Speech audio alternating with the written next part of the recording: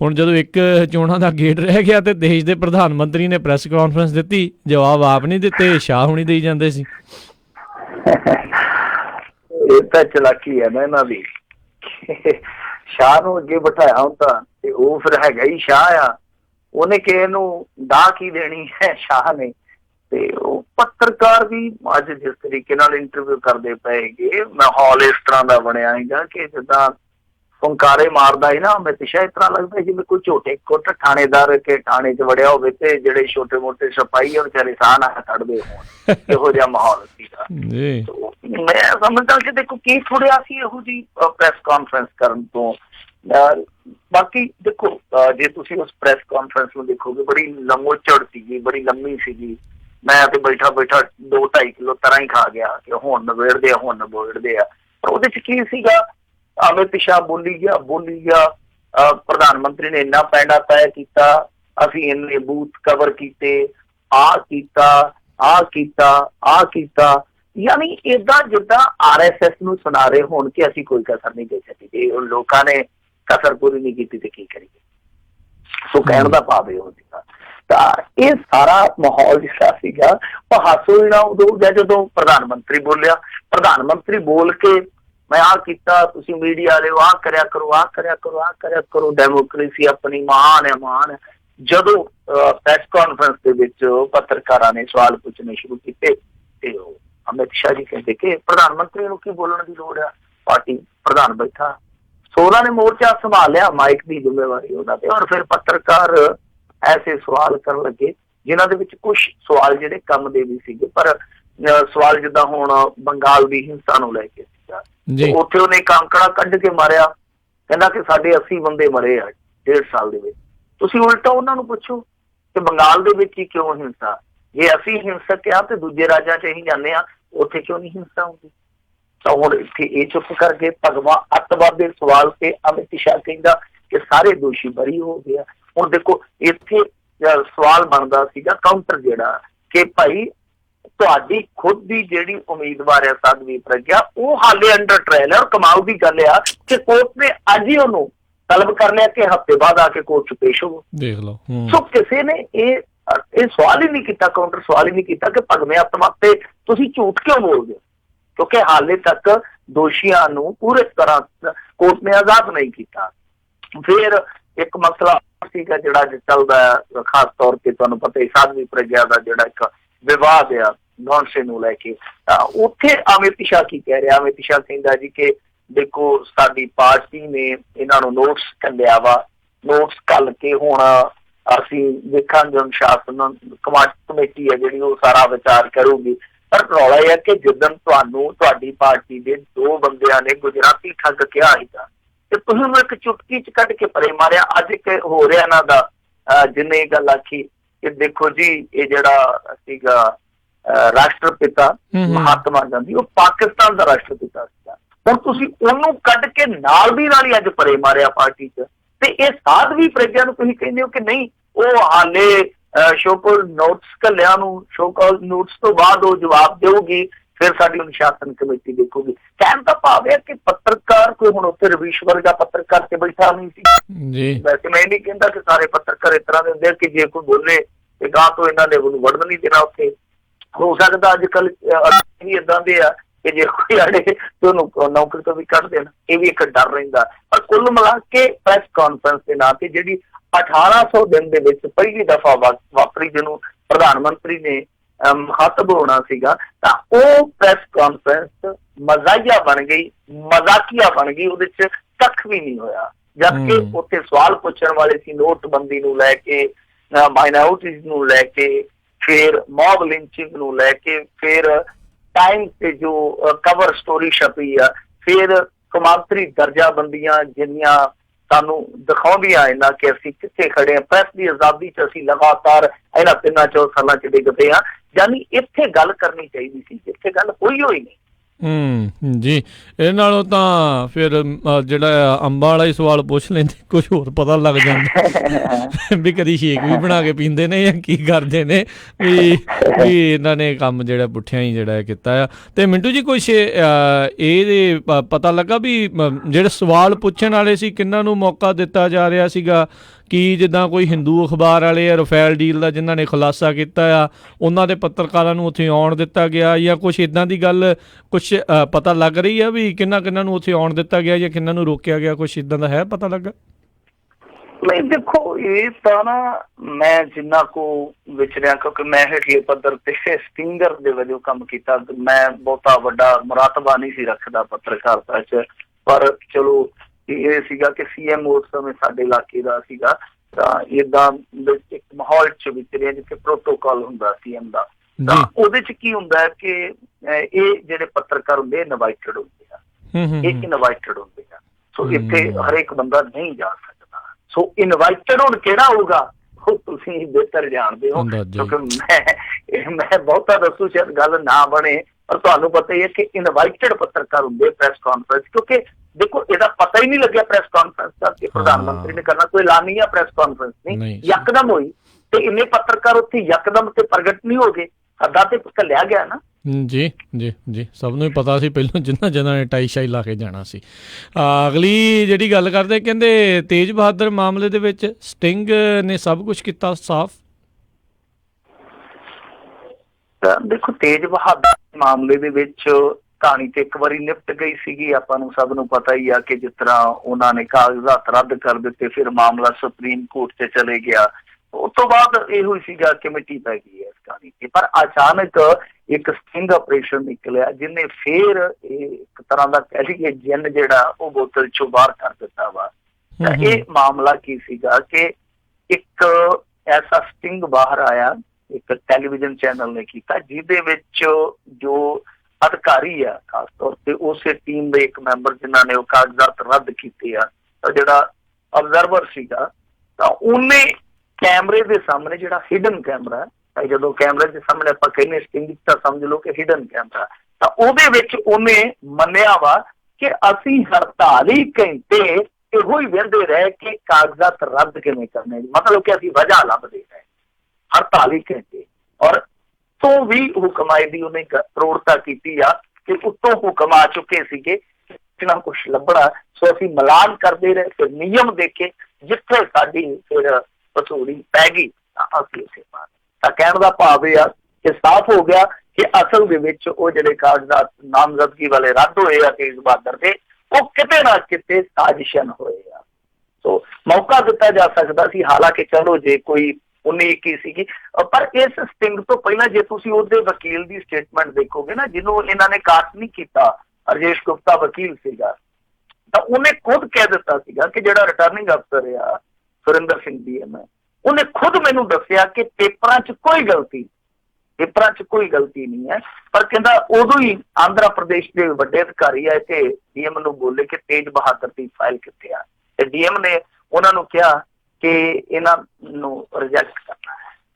ਸੋ ਇਹ ਤੁਸੀਂ ਦੇਖ ਲਓ, ਉਹ ਕਹਿੰਦਾ ਕਿ ਮੇਰੇ ਹੁੰਦਿਆਂ ਅਧਿਕਾਰੀ ਨੇ ਕਿਹਾ, ਜਿਹੜਾ ਉੱਥੇ DM ਸੀਗਾ, ਕਿ ਕੋਈ ਗਲਤੀ ਨਹੀਂ, ਸਭ ਓਕੇ ਆ।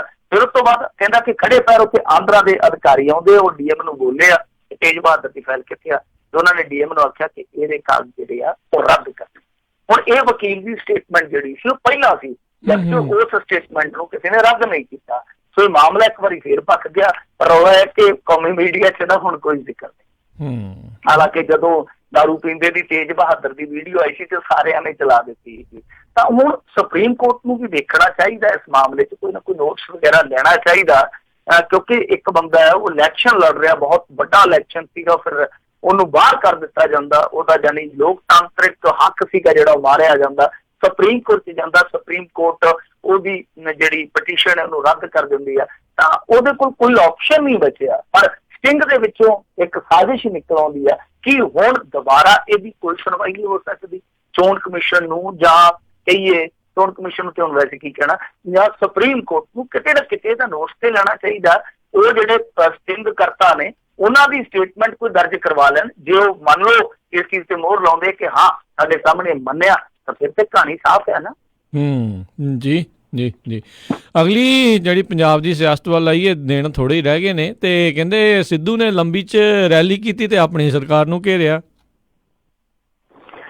ਦੇਖੋ, ਜੋ ਅੱਜ ਲੰਬੀ 'ਚ ਮਾਹੌਲ ਬਣਿਆ, ਨਵਜੋਤ ਸਿੱਧੂ ਨੇ ਇਲੈਕਸ਼ਨ ਨੂੰ ਇੰਨਾ ਜ਼ਿਆਦਾ ਗਰਮਾ ਦਿੱਤਾ ਕਿ ਇੱਕ ਵਾਰੀ ਹੁਣ ਚਰਚੇ ਚੱਲ ਪਏ ਆ ਕਿ ਇਹਨਾਂ ਦਾ ਰਫੜ ਹੈ ਜਿਹੜਾ ਉਹ 23 ਤਰੀਕ ਤੋਂ ਇੰਨਾ ਜ਼ਿਆਦਾ ਵੱਧ ਸਕਦਾ ਹੈ ਕਿ ਕੁਰਸੀ ਦੀ ਛੀਨਾ ਝਪਟੀ ਵੀ ਹੋ ਸਕਦੀ ਹੈ।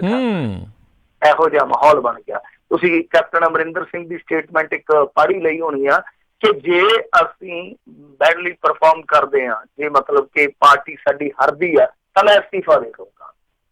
ਤਾਂ ਇੱਥੋਂ ਤੱਕ ਕਿਹਾ ਉਹਨਾਂ ਨੇ ਕਿ ਮੈਂ ਅਸਤੀਫਾ ਦੇ ਦੂੰਗਾ। ਹਾਲਾਂਕਿ ਨਾਲ ਉਹਨਾਂ ਨੇ ਇੱਕ ਗੱਲ ਜਿਹੜੀ ਆ ਉਹ ਐਡ ਕੀਤੀ ਆ, ਵਿੱਚ ਨਾਲ ਜੋੜੀ ਆ ਕਿ ਜੇ ਸਾਡੀ ਪਾਰਟੀ ਬੁਰੀ ਤਰ੍ਹਾਂ ਹਾਰਦੀ ਆ। ਕਹਿਣ ਦਾ ਭਾਵ ਆ ਇੱਕ ਆਪਸ਼ਨ ਉਹ ਹੱਥ 'ਚ ਲੈ ਕੇ ਚੱਲਦੇ ਪਏ, ਹਾਰ ਮਾੜੀ ਮੋਟੀ ਚੱਲ ਜੂ, ਜੇ ਬੁਰੀ ਤਰ੍ਹਾਂ ਕਹਿਣ ਦਾ ਭਾਵ ਹੈ ਕਿ ਸਭ ਤੋਂ ਸਭ ਹੀ ਜਾਂਦੀਆਂ ਤਾਂ ਫੇਰ ਦੇਖਾਂਗੇ। ਤਾਂ ਇਹ ਨਵਜੋਤ ਸਿੱਧੂ ਦਾ ਥੋੜਾ ਜਿਹਾ ਦਬਾਅ ਇਹਨਾਂ ਦਿਨਾਂ 'ਚ ਦੇਖਿਆ ਜਾ ਰਿਹਾ, ਕਿਉਂਕਿ ਬੇਅਦਬੀ ਦੇ ਮਾਮਲੇ 'ਚ ਜਿੱਦਾਂ ਬਾਦਲਾਂ ਦਾ ਜ਼ਿਕਰ ਕਰਨ ਤੋਂ ਕੈਪਟਨ ਡਰਦਾ ਸੀਗਾ, ਯਕਦਮ ਹੁਣ ਉੱਥੇ ਆ ਗਿਆ, ਸੂਈ ਉੱਥੇ ਫੇਰ ਰੱਖ ਲਈ ਉਸੇ ਰਿਕਾਰਡ ਤੇ।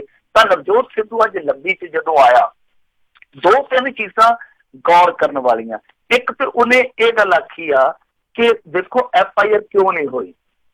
ਮਤਲਬ ਸਿੱਧੇ ਤੌਰ ਤੇ ਉਹ ਕਹਿ ਰਿਹਾ ਕਿ ਜਦੋਂ ਜੱਜ ਕਹਿ ਰਿਹਾ, ਮਤਲਬ ਕਿ ਜਿਹੜਾ ਜਾਂਚ ਕਰਤਾ ਸੀਗਾ ਜਸਟਿਸ ਰਣਜੀਤ ਸਿੰਘ ਕਮਿਸ਼ਨ, ਜਦੋਂ ਉਹ ਕਹਿ ਰਿਹਾ ਤਾਂ FIR ਕਿਉਂ ਨਹੀਂ ਹੋ ਰਹੀ। ਫਿਰ ਦੂਸਰੀ ਚੀਜ਼ ਉਹ ਕਹਿੰਦਾ ਕਿ ਮੈਂ ਰਾਜ ਸਭਾ ਦੀ ਜਿਹੜੀ ਮੈਂਬਰਸ਼ਿਪ ਸੀਗੀ ਉਹ ਵਗਾ ਕੇ ਮਾਰੀ ਸੀ ਤੇ ਆਪਣੇ ਗੁਰੂ ਲਈ ਮੈਂ ਵਜ਼ੀਰੀ ਵਗਾ ਕੇ ਮਾਰ ਕੇ ਲੋਕਾਂ ਨਾਲ ਖੜ ਜੂ, ਡਾਂਗਾ ਖਾ ਲੂੰ, ਪਰ ਮੈਂ ਗੁਰੂ ਦੋਖੀ ਨਹੀਂ ਬਣਨਾ।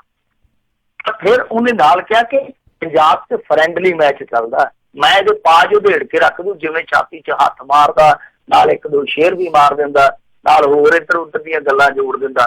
ਤਾਂ ਨਾਲ ਉਹਨੇ ਉੱਭ ਕੇ ਜਿੱਦਾਂ ਕਹਿੰਦੇ ਨਾ ਖੁੱਬ ਕੇ ਇਹ ਗੱਲ ਆਖੀ, ਹੁੱਬ ਕੇ ਕਿ ਇਹ ਫਰੈਂਡਲੀ ਮੈਚ ਚੱਲਦਾ ਪਿਆ, ਮੈਂ ਇਹਦੇ ਪਾਜ ਉਧੇੜ ਕੇ ਰੱਖ ਦੂੰ। ਹੁਣ ਫਰੈਂਡਲੀ ਮੈਚ ਔਰ ਨਾਲ ਇੱਕ ਰੇਸ਼ੋ ਵੀ ਦੱਸਦਾ ਕਿ 25-75 ਵਾਲਾ ਜਿਹੜਾ ਫਰੈਂਡਲੀ ਮੈਚ, 25-75 ਦਾ ਕੀ ਮਤਲਬ ਆ ਕਿ ਚੌਥਾ ਹਿੱਸਾ ਕਿਤੇ ਜਾ ਰਿਹਾ, ਤਿੰਨ ਹਿੱਸੇ ਕਿਤੇ ਜਾ ਰਹੇ, ਯਾਨੀ ਦੋਵੇਂ ਪਾਸੇ, ਸੱਜੇ ਪਾਸੇ, ਖੱਬੇ ਪਾਸੇ। ਸੋ ਇਹ ਗੱਲਾਂ ਜਿਹੜੀਆਂ ਨਵਜੋਤ ਸਿੱਧੂ ਨੇ ਕੀਤੀਆਂ, ਖੁੱਲ ਕੇ ਕੀਤੀਆਂ।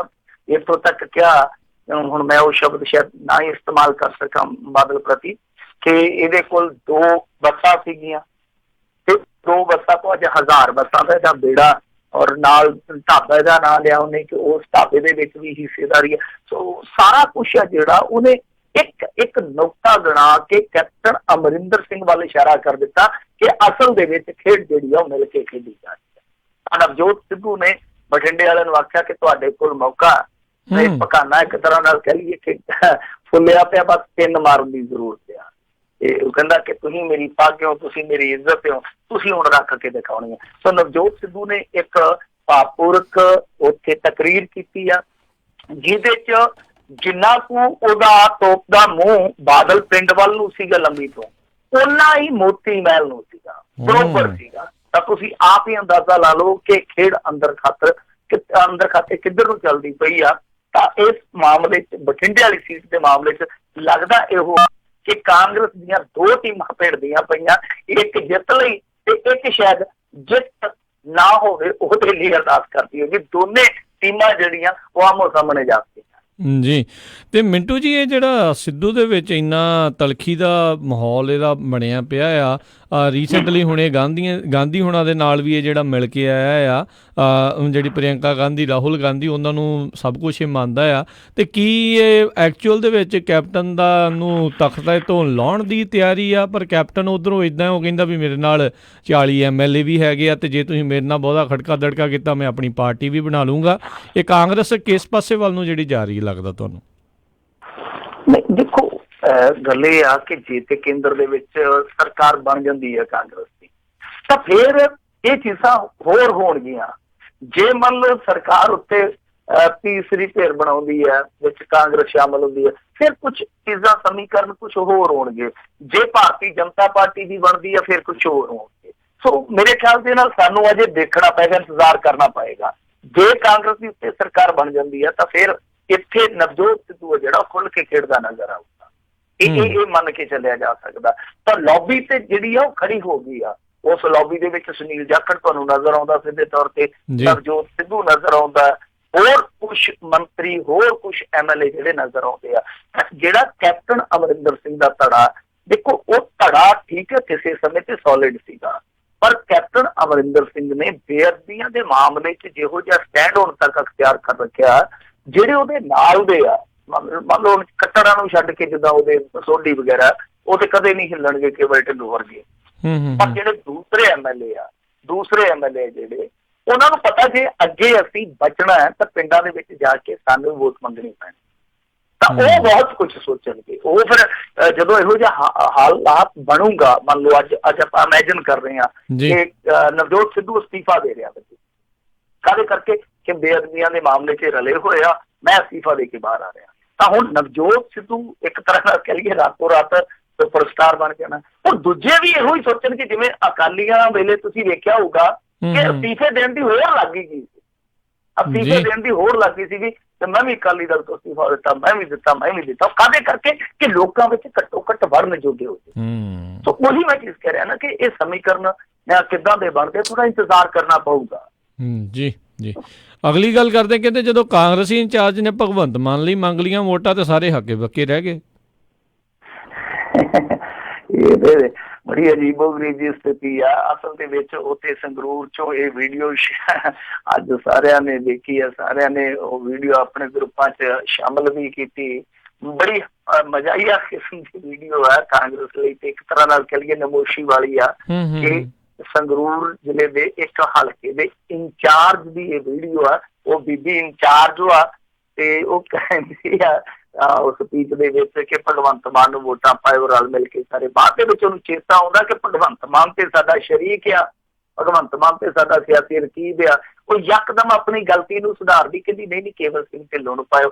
ਜਦ ਤੱਕ ਲੋਕ ਉੱਥੇ ਤਾੜੀ ਚੁੱਕ ਦਿੰਦੇ ਆ, ਹੱਸ ਲੈਂਦੇ ਆ, ਤੇ ਉਹ ਕਹਿੰਦੀ ਲੈ ਹੱਸਣ ਵਾਲੀ ਕਿਹੜੀ ਗੱਲ ਆ, ਕਦੇ ਕਦੇ ਭੁਲੇਖਾ ਪੈ ਹੀ ਜਾਂਦਾ। ਲੋਕੀ ਕਹਿੰਦੇ ਆ ਜੀ ਤੁਹਾਨੂੰ ਕੁਝ ਜ਼ਿਆਦਾ ਹੀ ਭੁਲੇਖਾ ਪੈਂਦਾ, ਤੁਸੀਂ ਇੱਕ ਵਾਰੀ ਮੱਥਾ ਟੇਕਣ ਗਏ ਹੋ ਤੇ 10 ਦਾ ਮੱਥਾ ਟੇਕ ਕੇ ਉੱਥੋਂ ਨੋਟ ਵੀ ਵੱਡਾ ਚੁੱਕ ਲਿਆ ਸੀ ਭੁਲੇਖੇ ਨਾਲ, ਉਹ ਵੀ ਵੀਡੀਓ ਵਾਇਰਲ ਹੋ ਗਈ ਸੀ। ਸੋ ਇਸ ਤਰ੍ਹਾਂ ਦਾ ਮਾਹੌਲ ਬਣ ਗਿਆ। ਤਾਂ ਹੁਣ ਉਹਨਾਂ ਦੀ ਜ਼ੁਬਾਨ ਤਿੜਕੀ ਆ ਜਾਂ ਅੰਦਰ ਕੁਛ ਹੋਰ ਚੱਲ ਰਿਹਾ ਸੀਗਾ, ਸਾਨੂੰ ਤੋਂ ਪਰੇ ਦੀ ਗੱਲ ਆ। ਪਰ ਉਹ ਵੀਡੀਓ ਖੁਦ ਭਗਵੰਤ ਮਾਨ ਨੇ ਸ਼ੇਅਰ ਕੀਤੀ ਹੈ। ਪਰ ਭਗਵੰਤ ਮਾਨ ਦੀ ਵੀ ਇੱਕ ਵੀਡੀਓ ਜਿਹੜੀ ਆ ਉਹ ਅੱਜ ਧੜੱਲੇ ਨਾਲ ਵਾਇਰਲ ਹੋਈ ਆ। ਉਹਦੇ ਵਿੱਚ ਉਹ ਵਿਰੋਧੀਆਂ ਨੂੰ ਇੱਕ ਭੱਦੀ ਕਿਸਮ ਦਾ ਇਸ਼ਾਰਾ ਕਰਦਾ ਨਜ਼ਰ ਆਉਂਦਾ। ਤੋ ਭਗਵੰਤ ਮਾਨ ਹਾਲੇ ਵੀ ਉਸ ਪੋਜੀਸ਼ਨ 'ਚ ਆ ਜਿੱਥੇ ਉਹਦੇ ਕੋਲ ਮੁੱਠੀ 'ਚ ਵਾਹਵਾ ਕੁਛ ਹੈਗਾ। ਪਰ ਜਿਸ ਤਰ੍ਹਾਂ ਮੰਡੀਰ ਵਾਲੀਆਂ ਕਈ ਵਾਰ ਗੱਲਾਂ ਕਰ ਜਾਂਦਾ ਨਾ, ਉਹ ਤੋਂ ਜਿਹੜਾ ਉਹਦਾ ਕੱਦ ਜਿੰਨਾ ਕੁ ਉਹ ਉਹਨਾਂ ਕੋ ਆਪ ਹੀ ਛੰਗ ਲੈਂਦਾ। ਉਸ ਵੀਡੀਓ ਦਾ ਵੀ ਅੱਜ ਦਿਨ ਭਰ ਚਰਚਾ ਰਿਹਾ ਵਾ। ਜੀ ਜੀ ਜੀ। ਤੇ ਮਿੰਟੂ ਜੀ, ਆਪਾਂ ਆਪਣੇ ਜਿਹੜੇ ਸਰੋਤਿਆਂ ਨੂੰ ਵੀ ਕਹਿੰਦੇ ਹਾਂ ਵੀ ਕਿਉਂਕਿ ਹੁਣ ਬਿਲਕੁਲ ਸਿਆਸੀ ਅਖਾੜਾ ਪੂਰਾ ਭਖਿਆ ਪਿਆ ਆ, ਤੁਹਾਡੇ ਵੀ ਜਿਹੜੇ ਸਿਆਸਤ ਸੰਬੰਧੀ ਕਈ ਸਵਾਲ ਹੋਣਗੇ, ਤੁਸੀਂ ਸਰੋਤਿਓ ਇੱਕ ਬ੍ਰੇਕ ਤੋਂ ਬਾਅਦ ਦੇ ਵਿੱਚ ਕਾਲ ਕਰ ਸਕੋਗੇ। ਕਾਲ ਕਰਨ ਦੇ ਲਈ ਲਾਈਨਸ ਆਪਾਂ ਓਪਨ ਕਰ ਰਹੇ ਹਾਂ। ਨੰਬਰ ਹੈਗਾ 408 272 5200 4082725200। ਇਸ ਨੰਬਰ ਦੇ ਉੱਤੇ ਕਾਲ ਕਰਕੇ ਤੁਸੀਂ ਵੀ ਪੰਜਾਬ ਦੀ ਸਿਆਸਤ ਦੇ ਬਾਰੇ ਜਿਹੜਾ ਵੀ ਤੁਹਾਡਾ ਕੋਈ ਸਵਾਲ ਆ, ਤੁਸੀਂ ਆਪਣੇ ਹਲਕੇ ਬਾਰੇ ਪੁੱਛਣਾ ਚਾਹੁੰਦੇ ਹੋ ਜਾਂ ਕੁਛ ਵੀ ਆ, ਤੁਸੀਂ ਜ਼ਰੂਰ ਕਾਲ ਕਰ ਸਕਦੇ ਹੋ। ਤੇ ਬ੍ਰੇਕ ਤੇ ਜਾਣ ਤੋਂ ਪਹਿਲਾਂ ਦੱਸਦੇ ਜਾਈਏ ਤੇ ਮਿੰਟੂ ਜੀ ਨੂੰ ਵੀ ਪੁੱਛਦੇ ਜਾਈਏ, ਪੰਜਾਬ ਦੇ ਵਿੱਚ ਕਹਿੰਦੇ ਅੱਜ ਥੰਮ ਗਿਆ ਜੀ ਫਿਰ ਚੋਣ ਪ੍ਰਚਾਰ ਹੁਣ। ਹਾਂ ਬਿਲਕੁਲ, ਚੋਣ ਪ੍ਰਚਾਰ ਹੈ ਜਿਹੜਾ ਉਹ ਥੰਮ ਗਿਆ। ਵੈਸੇ ਜਿਹੜੇ ਲਾਲ ਪਰੀ ਦੇ ਸ਼ੌਕੀਨ ਆ ਉਹਨਾਂ ਦਾ ਸਾਹ ਵੀ ਥੰਮ ਗਿਆ, ਕਿਉਂਕਿ 2 ਦਿਨਾਂ ਵਾਸਤੇ ਠੇਕੇ ਬੰਦ ਹੋ ਗਏ ਆ। ਪਰ ਉਹ ਕੋਈ ਗੱਲ ਨਹੀਂ, ਉਹ ਠੇਕੇ ਵਾਲਿਆਂ ਨੇ ਉੱਥੇ ਆਂਡੇ ਰੱਖ ਲੈਣੇ ਆ, 4 ਮੋਰੇ ਬਹਿ ਜਾਣਗੇ, ਕਰਿੰਦੇ ਇਸ਼ਾਰਾ ਕਰ ਦੇਣਗੇ ਪਿੱਛੇ ਕਿ ਗਲੀ 'ਚ ਲੀਟਰ ਹੈਗਾ, ਇੱਥੋਂ ਆਂਡੇ ਲੈ ਜਾ, ਪਿੱਛੇ ਜਾ ਕੇ ਉਹਨਾਂ ਦੇ ਘਰੇ ਪੈ ਜਾ, ਤੇਰਾ ਕੰਮ ਚੱਲ ਜਾਣਾ। ਪਰ ਕਈਆਂ ਨੇ ਕਹਿਣਾ ਕਿ ਅਸੀਂ ਪੈਸਾ ਘੱਟ ਖਰਚਦੇ ਇਲੈਕਸ਼ਨ 'ਚ, ਘਰੋਂ ਲੂਣ ਦੀ ਮੁੱਠ ਲੈ ਕੇ ਆਇਆ। ਖੈਰ ਇਹ ਸਭ ਕੁਛ ਚੱਲੂਗਾ। 2 ਦਿਨ ਵਾਸਤੇ ਠੇਕੇ ਜਿਹੜੇ ਆ ਉਹ ਬੰਦ ਹੋ ਗਏ ਆ। ਅਮਲਾ ਫੈਲਾ ਜਿਹੜਾ ਉਹ ਇਸ ਸਮੇਂ ਰੁੱਝਿਆ ਹੋਇਆ। ਕੱਲ ਨੂੰ ਕਿਉਂਕਿ ਜਿਹੜੀਆਂ ਪੋਲਿੰਗ ਪਾਰਟੀਆਂ ਉਹ ਰਵਾਨਾ ਹੋ ਜਾਣਗੀਆਂ, ਮਾਹੌਲ ਯਕਦਮ ਸ਼ਾਂਤ ਹੋ ਗਿਆ। 6 ਵਜੇ ਅੱਜ ਚੋਣ ਪ੍ਰਚਾਰ ਹੈ ਜਿਹੜਾ ਉਹ ਰੁਕ ਗਿਆ। ਸੋ ਕੁੱਲ ਮਿਲਾ ਕੇ ਇੱਕ ਜਿਹੜਾ ਸ਼ੋਰ ਛੱਪਾ ਸੀਗਾ, 4 ਚੁਫੇਰੇ, ਸਪੀਕਰ ਚੱਲਦੇ ਸੀਗੇ, ਸਪੀਚਾਂ ਹੋ ਰਹੀਆਂ ਸੀਗੀਆਂ, ਰੈਲੀਆਂ ਹੋ ਰਹੀਆਂ ਸੀ, ਰੋਡ ਸ਼ੋਅ ਹੋ ਰਹੇ ਸੀਗੇ, ਤਾਂ ਲੋਕ ਜਿਹੜੇ ਆ ਉਹ ਜਮਾਵੜਿਆਂ ਦੇ ਰੂਪ 'ਚ ਇਕੱਤਰ ਹੋਏ ਸੀਗੇ। ਉਹ ਸਾਰਾ ਕੁਛ ਹੁਣ ਚੁੱਪ ਕਰ ਗਿਆ। ਇੱਕ ਤਰ੍ਹਾਂ ਨਾਲ ਕਹਿ ਲਈਏ ਚੁੱਪੀ ਦਾ ਮਾਹੌਲ ਬਣ ਗਿਆ। ਤਾਂ ਫਿਰ ਵੀ ਡੋਰ ਟੂ ਡੋਰ ਇੱਕ ਕੰਪੇਨ ਜਿਹੜੀ ਹੁੰਦੀ ਆ ਉਹ ਚੱਲਦੀ ਰੱਖੀ ਜਾ ਸਕਦੀ ਆ। ਤਾਂ ਡੋਰ ਟੂ ਡੋਰ ਕੰਪੇਨ ਕਰ ਰਹੇ ਆ ਜਿਹੜੇ ਉਮੀਦਵਾਰ ਹੈ ਜਾਂ ਉਹਨਾਂ ਦੇ ਉਮੀਦਵਾਰਾਂ ਦੇ ਅੱਗੇ ਕਰਿੰਦੇ ਰੱਖੇ ਹੋਏ ਆ, ਉਹ ਅੱਗੇ ਜਾ ਕੇ ਲੋਕਾਂ ਨੂੰ ਪ੍ਰੇਰਿਤ ਕਰਦੇ ਪਏ ਕਿ ਆਹ ਦੇਖੋ ਆਪਣਾ ਚੋਣ ਨਿਸ਼ਾਨ ਵਾ, ਇਹਦੇ ਤੇ ਤੁਸੀਂ ਨਿਸ਼ਾਨ ਲਾਉਣਾ ਵਾ, ਇਹਦੇ ਤੇ ਚੀਕ ਕਢਾਉਣੀ ਆ, ਵੋਟ ਜ਼ਰੂਰ ਪਾਉਣ ਆਉਣਾ। ਯਾਨੀ ਮਾਹੌਲ ਗਰਮਾਇਆ ਹੋਇਆ, ਪਰ ਚੋਣ ਪ੍ਰਚਾਰ ਹੈ ਜਿਹੜਾ ਰੁਕ ਗਿਆ। ਤਾਂ ਬੰਗਾਲ ਦੇ ਵਿੱਚ 24 ਘੰਟੇ ਪਹਿਲਾਂ ਹੀ ਇਹਨਾਂ ਨੇ ਰੋਕ ਦਿੱਤਾ ਸੀਗਾ ਚੋਣ ਪ੍ਰਚਾਰ, ਉਹਦੇ ਤੇ ਵੀ ਰੱਜ ਕੇ ਬਹਿਸ ਹੋਣ ਡਈ ਆ ਕਿ ਕੀ ਉਹ ਸਹੀ ਸੀਗਾ ਕਿ ਕੀ ਗਲਤ ਸੀਗਾ। ਤਾਂ ਉਹ ਆਪਾਂ ਕੱਲ ਵੀ ਗੱਲ ਕੀਤੀ ਸੀਗੀ ਕਿ ਉਸ ਮਾਮਲੇ ਦੇ ਵਿੱਚ ਚੋਣ ਕਮਿਸ਼ਨ ਨੇ ਇੱਕ ਵਾਰੀ ਫੇਰ ਬਦਨਾਮੀ ਖੱਟੀ ਆ, ਕਿਉਂਕਿ ਮੋਦੀ ਦੀਆਂ 2 ਰੈਲੀਆਂ ਸੀ, ਜੇ ਅਮਨ ਕਾਨੂੰਨ ਦੀ ਵਿਵਸਥਾ ਦਾ ਇੰਨਾ ਹੀ ਖਤਰਾ ਸੀ ਤੇ ਯਕਦਮ ਉੱਥੇ ਬ੍ਰੇਕ ਲਾ ਦਿੰਦੇ, ਪਰ ਇਹਨਾਂ ਨੇ 24 ਘੰਟੇ ਐਕਸਟਰਾ ਦਿੱਤੇ ਤਾਂ ਕਿ ਨਰਿੰਦਰ ਮੋਦੀ ਹੈ ਜਿਹੜਾ ਉਹ ਆਪਣੀਆਂ ਉੱਤੇ ਰੈਲੀਆਂ ਕਰ ਸਕੇ। ਜੀ ਜੀ ਜੀ ਬਿਲਕੁਲ।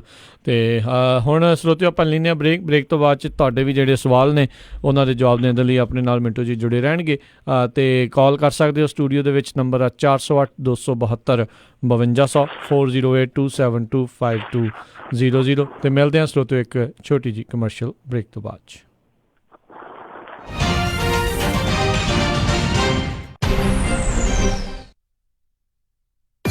ਤੁਸੀਂ ਸੁਣ ਰਹੇ ਹੋ KOBO Yuba City 1450 AM, KIID Sacramento 1470 AM, KWRU Fresno 1300 AM, KLHC Bakersfield 1350 AM। ਉਹ ਕਿੱਥੇ ਰਹਿ ਗਏ ਸੀ ਤੁਸੀਂ? ਮੈਂ ਕਾਦਾ ਉਡੀਕੀ ਜਾਣਾ ਤੁਹਾਨੂੰ। ਆ ਲਓ ਸਾਰਾ ਸਮਾਨ। ਇਹ ਇੰਨਾ ਸਾਰਾ ਸਮਾਨ? ਹੋਰ ਕੀ, ਹੁਣ ਮੈਂ ਸਾਰੀਆਂ ਕੁੜਤੀਆਂ ਵੀ ਲੈ ਆਈਆਂ, ਤੁਹਾਡੀਆਂ ਪੱਗਾਂ ਵੀ ਆ ਗਈਆਂ, ਮੁੰਡੇ ਦੀ ਸ਼ੇਰਵਾਨੀ ਵੀ ਲੈ ਆਈਆਂ ਤੇ ਰੁਮਾਲਾ ਸਾਹਿਬ ਵੀ ਲੈ ਆਈਆਂ। ਤੇ ਨਾਲੇ ਮੈਂ ਇੱਕ ਸਲਾਹ ਕਰਨੀ ਸੀ ਤੁਹਾਡੇ ਨਾਲ। ਹੁਣ ਆਪਣਾ 골ਡ ਖਰੀਦਣ ਵਾਲਾ ਹੀ ਰਹਿ ਗਿਆ ਤੇ ਕੱਲ ਤੁਸੀਂ ਮੇਰੇ ਨਾਲ ਚੱਲਿਓ। ਕਿੱਥੋਂ ਲੈਣਾ ਉਹ? ਬੱਗਾ ਪੈਲੇਸ ਤੋਂ ਹੀ। ਉਹਨਾਂ ਕੋਲ ਬਹੁਤ ਵਧੀਆ ਵੈਰਾਈਟੀ ਹੈ। ਅੱਛਾ। ਹਾਂ, ਆਪਾਂ ਉੱਥੋਂ ਸੋਨਾ ਵੀ ਖਰੀਦ ਸਕਦੇ ਆਂ ਤੇ ਨਾਲੇ ਜੇ ਕੱਲ ਨੂੰ ਲੋੜ ਪੈ ਜੇ ਤਾਂ ਸੋਨੇ ਦੇ ਬਦਲੇ ਕੈਸ਼ ਵੀ ਲੈ ਸਕਦੇ ਆਂ। ਲੈ ਆ ਤਾਂ ਬਹੁਤ ਵਧੀਆ। ਬੱਗਾ ਪੈਲੇਸ, ਤੁਹਾਡੀਆਂ ਬਹੁਤ ਸਾਰੀਆਂ ਲੋੜਾਂ ਲਈ ਇੱਕੋ ਥਾਂ।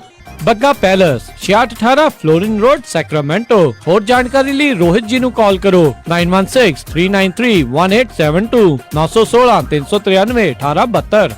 ਮੁਸੀਬਤਾਂ ਕਦੇ ਵੀ ਦੱਸ ਕੇ ਨਹੀਂ ਆਉਂਦੀਆਂ, ਇਸ ਲਈ ਖਾਲਸਾ ਇੰਸ਼ੋਰੈਂਸ ਏਜੰਸੀ ਦੇ ਲਾਈਫ ਇੰਸ਼ੋਰੈਂਸ ਪਲਾਨਸ। ਲਾਈਫ ਦੇ ਵਿੱਚ ਮੁਸੀਬਤਾਂ ਲਈ ਹਮੇਸ਼ਾ ਰਹੋ ਤਿਆਰ। Khalsa insurance agency 408 272 2500। ਐਲਕ ਗਰੋਵ ਦਾ ਸਭ ਤੋਂ ਵੱਡਾ grocery store India Spices and music under new management. ਤੇ ਤੁਸੀਂ ਇਹਨਾਂ ਤੋਂ ਆਰਗੈਨਿਕ ਅਤੇ ਗਲੂਟਨ ਫ੍ਰੀ ਆਟਾ, ਦਾਲਾਂ ਅਤੇ ਮਸਾਲੇ ਵੀ ਖਰੀਦ ਸਕਦੇ ਹੋ। ਦੇਸੀ ਦਵਾਈਆਂ ਅਤੇ ਕੁਦਰਤੀ ਜੜੀਆਂ ਬੂਟੀਆਂ ਵੀ ਖਰੀਦ ਸਕਦੇ ਹੋ ਅਤੇ ਨਾਲ ਹੀ ਖਰੀਦ ਸਕਦੇ ਹੋ ਭਾਰਤੀ ਗਰੋਸਰੀ, ਮਸਾਲੇ, ਮਠਿਆਈਆਂ, ਬਰਤਨ, ਕਹੀ, ਦਾਤੀ, ਰੰਬੇ ਅਤੇ ਦੇਸੀ ਮੰਜੇ ਵੀ ਖਰੀਦ ਸਕਦੇ ਹੋ। ਤਾਜ਼ਾ ਸਬਜ਼ੀਆਂ ਹਰ ਰੋਜ਼ ਮਿਲਦੀਆਂ ਹਨ। ਪੰਜਾਬੀ ਸਟਾਈਲ ਆਟਾ, ਕਣਕ ਦਾ ਆਟਾ, ਮਲਟੀਗ੍ਰੇਨ ਆਟਾ ਅਤੇ ਸ਼ੂਗਰ ਕੰਟਰੋਲ ਆਟਾ ਖਰੀਦ ਸਕਦੇ ਹੋ। ਅਤੇ ਇਸ ਦੇ ਨਾਲ ਹੀ ਮਿਲਸਟ੍ਰੀਮ ਨੈਚੁਰਲ ਫੂਡ ਵੱਲੋਂ ਤਿਆਰ ਕੀਤਾ ਹੋਇਆ ਸ਼ੂਗਰ ਕੰਟਰੋਲ ਆਟਾ ਅਤੇ ਮਿਲਸਟ੍ਰੀਮ ਗਲੂਟਨ ਫ੍ਰੀ ਆਟਾ ਵੀ ਖਰੀਦ ਸਕਦੇ ਹੋ। ਵਿਆਹ ਸ਼ਾਦੀ ਲਈ ਜਾਗੋ, ਢੋਲਕੀ, ਛੱਜ ਅਤੇ ਹੋਰ ਸਮਾਨ ਵੀ ਉਪਲਬਧ ਹੈ। ਵਧੇਰੇ ਜਾਣਕਾਰੀ ਲਈ ਗੱਲ ਕਰ ਸਕਦੇ ਹੋ Pal Singh Boparai 9166911110 916 691 1110। India Spices and Music 9059 Bruceville Road suite 100 Elk Grove. BJ's Gear ਪਿਛਲੇ 28 ਸਾਲਾਂ ਤੋਂ ਸੇਮ ਜਗ੍ਹਾ ਦੇ ਉੱਤੇ 501 ਗਲਾਈਡ ਐਵੀਨਿਊ ਵੈਸਟ ਸੈਕਰਾਮੈਂਟੋ ਵਿਖੇ ਟਰੱਕ ਟ੍ਰੇਲਰ ਦੀ ਰਿਪੇਅਰ ਕਰ ਰਹੇ ਹਨ। ਇਹ ਇੱਕ ਕੰਪਲੀਟ ਗੇਅਰ ਸ਼ਾਪ ਹੈ। ਹਰ ਤਰ੍ਹਾਂ ਦੀ ਟਰਾਂਸਮਿਸ਼ਨ 5 ਸਪੀਡ ਤੋਂ 18 ਸਪੀਡ ਰੀਬਿਲਡ ਲੈ ਸਕਦੇ ਹੋ। ਰੌਕਵੈਲ ਈਟਨ ਸਪਾਈਸਰ ਦੇ ਰੀਅਰ ਐਂਡ ਰੀਬਿਲਡ ਵੀ ਮਿਲਦੇ ਹਨ। ਹਰ ਤਰ੍ਹਾਂ ਦਾ ਯੂਜ਼ਡ ਟਰੱਕ ਪਾਰਟ ਇਹਨਾਂ ਦੇ ਕੋਲ ਮੌਜੂਦ ਹੈ। Engine, radiator, hood, differential, slider, drive line, axle shaft, fuel tank, ਇਹ ਹਰ ਇੱਕ ਚੀਜ਼ ਇਹਨਾਂ ਦੇ ਕੋਲੋਂ ਤੁਸੀਂ ਲੈ ਸਕਦੇ ਹੋ ਤੇ ਹਮੇਸ਼ਾ ਸਟਾਕ ਦੇ ਵਿੱਚ ਹੁੰਦੀ ਹੈ। ਵੈਸਟ ਸੈਕਰਾਮੈਂਟੋ ਵਾਲੇ ਬੀਜੇਸ ਗੇਅਰਸ ਨੰਬਰ 916 372 3518 916 372 3518। ਇਹ ਆਪਣਾ ਬਿਜ਼ਨਸ ਸੈੱਲ ਕਰ ਰਹੇ ਹਨ ਵਿਦ ਇਨਵੈਂਟੋਰੀ। 10,000 ਸਕੁਅਰ ਫਿਟ ਦੀਆਂ 2 ਬਿਲਡਿੰਗ ਲੀਜ਼ ਤੇ ਦੇਣਗੇ 28 ਸਾਲ ਤੋਂ ਸੇਮ ਜਗ੍ਹਾ ਤੇ। ਹੋਰ ਜਾਣਕਾਰੀ ਲਈ ਕਾਲ 916 372 3518 916 372 3518। ਗੁਰੀ, ਅੱਜ ਮੇਰਾ ਘਰੇ ਖਾਣਾ ਖਾਣ ਨੂੰ ਬਿਲਕੁਲ ਦਿਲ ਨਹੀਂ ਕਰ ਰਿਹਾ। ਚੱਲ ਫਿਰ ਕਿਤੋਂ ਬਾਹਰੋਂ ਖਾਣਾ ਖਾ ਆਉਨੇ ਆ। ਮੇਰਾ ਅੱਜ ਚਾਟ ਖਾਣ ਨੂੰ ਦਿਲ ਕਰਦਾ ਹੈ, ਨਾਲੇ ਛੋਲੇ ਭਟੂਰੇ। ਦੱਸ ਫਿਰ ਕਿੱਥੇ ਖਾਣਾ ਖਾਣ ਜਾਣਾ? ਆਪਾਂ ਚੱਲਦੇ ਆ ਬੰਬੇ ਕੁਜ਼ੀਨ ਅਤੇ ਇੰਡੀਅਨ ਸਵੀਟਸ ਤੇ। ਬੰਬੇ ਕੁਜ਼ੀਨ ਅਤੇ ਇੰਡੀਅਨ ਸਵੀਟਸ, ਜਿੱਥੇ ਕਿ ਤੁਸੀਂ ਵੈਜ ਨਾਨ ਵੈਜ ਖਾਣਾ ਵੀ ਖਾ ਸਕਦੇ ਹੋ, ਛੋਲੇ ਭਟੂਰੇ ਵੀ ਖਾ ਸਕਦੇ ਹੋ ਤੇ ਖਾ ਸਕਦੇ ਹੋ ਹਰ ਇੱਕ ਤਰ੍ਹਾਂ ਦੀ ਚਾਟ, ਅਤੇ ਵਿਆਹ ਸ਼ਾਦੀ ਵਾਸਤੇ ਭਾਜੀ ਵੀ ਬਣਾਉਂਦੇ ਹਨ। 50 ਬੰਦਿਆਂ ਦੇ ਬੈਠ ਕੇ ਖਾਣ ਦੀ ਜਗ੍ਹਾ ਵੀ ਹੈ ਅਤੇ ਫੂਡ ਨੂੰ ਟੂ ਗੋ ਵੀ ਕਰ ਸਕਦੇ ਹੋ। ਤੇ ਆਉਂਦੇ ਆਉਂਦੇ ਆਪਾਂ ਮੰਮੀ ਹੁਣਾਂ ਵਾਸਤੇ ਮਠਿਆਈਆਂ ਵੀ ਲੈ ਆਵਾਂਗੇ। ਬੰਬੇ ਕੁਜ਼ੀਨ ਅਤੇ ਇੰਡੀਅਨ ਸਵੀਟ 7452 ਫੁੱਟਹਿਲ ਬੁਲੇਵਾਰਡ ਰੋਜ਼ਵਿਲ, ਅਤੇ ਇਹਨਾਂ ਦੀ ਨਵੀਂ ਬ੍ਰਾਂਚ 1013 ਰੈਲਿਸ ਸਟਰੀਟ ਫੋਲਸਮ ਦੀ ਗ੍ਰੈਂਡ ਓਪਨਿੰਗ ਵੀ ਹੋ ਚੁੱਕੀ ਹੈ। ਵਧੇਰੇ ਜਾਣਕਾਰੀ ਲਈ ਗੱਲ ਕਰ ਸਕਦੇ ਹੋ 2482284580 248 228 4580, ਅਤੇ ਇਹਨਾਂ ਨੂੰ ਕਿਚਨ ਵਿੱਚ ਹੈਲਪਰ ਦੀ ਵੀ ਜ਼ਰੂਰਤ ਹੈ। ਚੱਲ ਫਿਰ ਚੱਲੀਏ Bombay cuisine and Indian sweets ਤੇ। ਤੁਸੀਂ ਸੁਣ ਰਹੇ ਹੋ KOBO Yuba City 1450 AM, KIID Sacramento 1470 AM, KWRU Fresno 1300 AM, KLHC Bakersfield 1350 AM.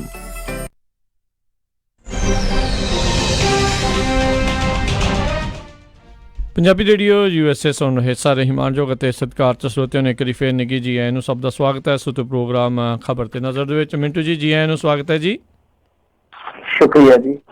ਜੀ ਤੇ ਸਰੋਤਿਓ ਕਾਲਸ ਤੁਸੀਂ ਕਰ ਰਹੇ ਹੋ 408 272 52 ਸਕਦੇ ਹੋ, ਤੇ ਇਦਾਂ ਹੀ ਹੋਲਡ ਤੇ ਬਣੇ ਰਹੋ। ਵਾਰੀ ਸਿਰ ਆਪਾਂ ਸਾਰਿਆਂ ਦੇ ਨਾਲ ਜਿਹੜੀ ਆ ਉਹ ਤੁਹਾਡੇ ਜਿਹੜੇ ਸਵਾਲ ਪੁੱਛਦੇ ਆ, ਤੇ ਸਾਰਿਆਂ ਨੂੰ ਬੇਨਤੀ ਆ ਵੀ ਸੰਬੰਧਿਤ ਸਵਾਲ ਜਿਹੜੇ ਇਸ ਦੇ ਨਾਲ ਜਿਹੜੇ ਇਸ ਟਾਈਮ ਮਾਹੌਲ ਚੱਲ ਰਿਹਾ ਉਸ ਤੇ ਸੰਬੰਧਿਤ ਜਿਹੜੇ ਕਰਿਓ, ਤੇ ਸ਼ਾਰਟ ਰੱਖਣ ਦੀ ਕੋਸ਼ਿਸ਼ ਕਰਿਓ ਤਾਂ ਜੋ ਵੱਧ ਤੋਂ ਵੱਧ ਜਿਹੜੀਆਂ ਕਾਲਸ ਆ ਆਪਾਂ ਲੈ ਸਕੀਏ। ਤੇ ਆਓ ਆਪਣੇ ਅੱਜ ਦੇ ਪਹਿਲੇ ਕਾਲਰ ਨਾਲ ਗੱਲ ਕਰਦੇ ਆ। ਜਸਵਿੰਦਰ ਸਿੰਘ ਜੀ ਕੈਨੇਡਾ ਤੋਂ ਜੁੜੇ ਨੇ। ਸਤਿ ਸ਼੍ਰੀ ਅਕਾਲ ਜੀ। ਸਤਿ ਸ਼੍ਰੀ ਅਕਾਲ ਜੀ। ਸਤਿ ਸ਼੍ਰੀ ਅਕਾਲ ਭਾਜੀ, ਪਹਿਲਾਂ ਤੁਹਾਡਾ ਧੰਨਵਾਦ ਕਰਦਾ। ਸ਼ਾਇਦ ਤੁਸੀਂ ਅਜਿਹੇ ਪੱਤਰਕਾਰ ਜਿਹੜੇ ਕਿਸੇ ਵੀ ਪਾਰਟੀ ਪੱਧਰ ਤੋਂ ਉੱਚੇ ਉੱਠ ਕੇ ਖਬਰ ਦਿੰਦੇ ਹੋ, ਕਦੇ ਵੀ ਪਾਰਟੀ ਦਾ ਪੱਖ ਨਹੀਂ ਰੱਖਦੇ, ਕਿਸੇ ਵੀ ਪਾਰਟੀ ਹੋਵੇ। ਸ਼ੁਕਰੀਆ ਜੀ। ਤੁਹਾਡੀ ਇੱਕ ਮੈਂ ਪੋਸਟ ਪੜ੍ਹੀ ਸੀ, ਉਹਦੇ ਵਿੱਚ ਤੁਸੀਂ ਲਿਖਿਆ ਸੀਗਾ ਵੀ ਮੈਂ ਖੁਦ ਚਾਹੁੰਦਾ ਭਾਈ ਕਨਈਆ ਜਾਂ ਗਾਂਧੀ ਜੀ। ਭਾਈ ਕਨਈਆ ਨਹੀਂ, ਕੱਲਾ ਕਨਈਆ।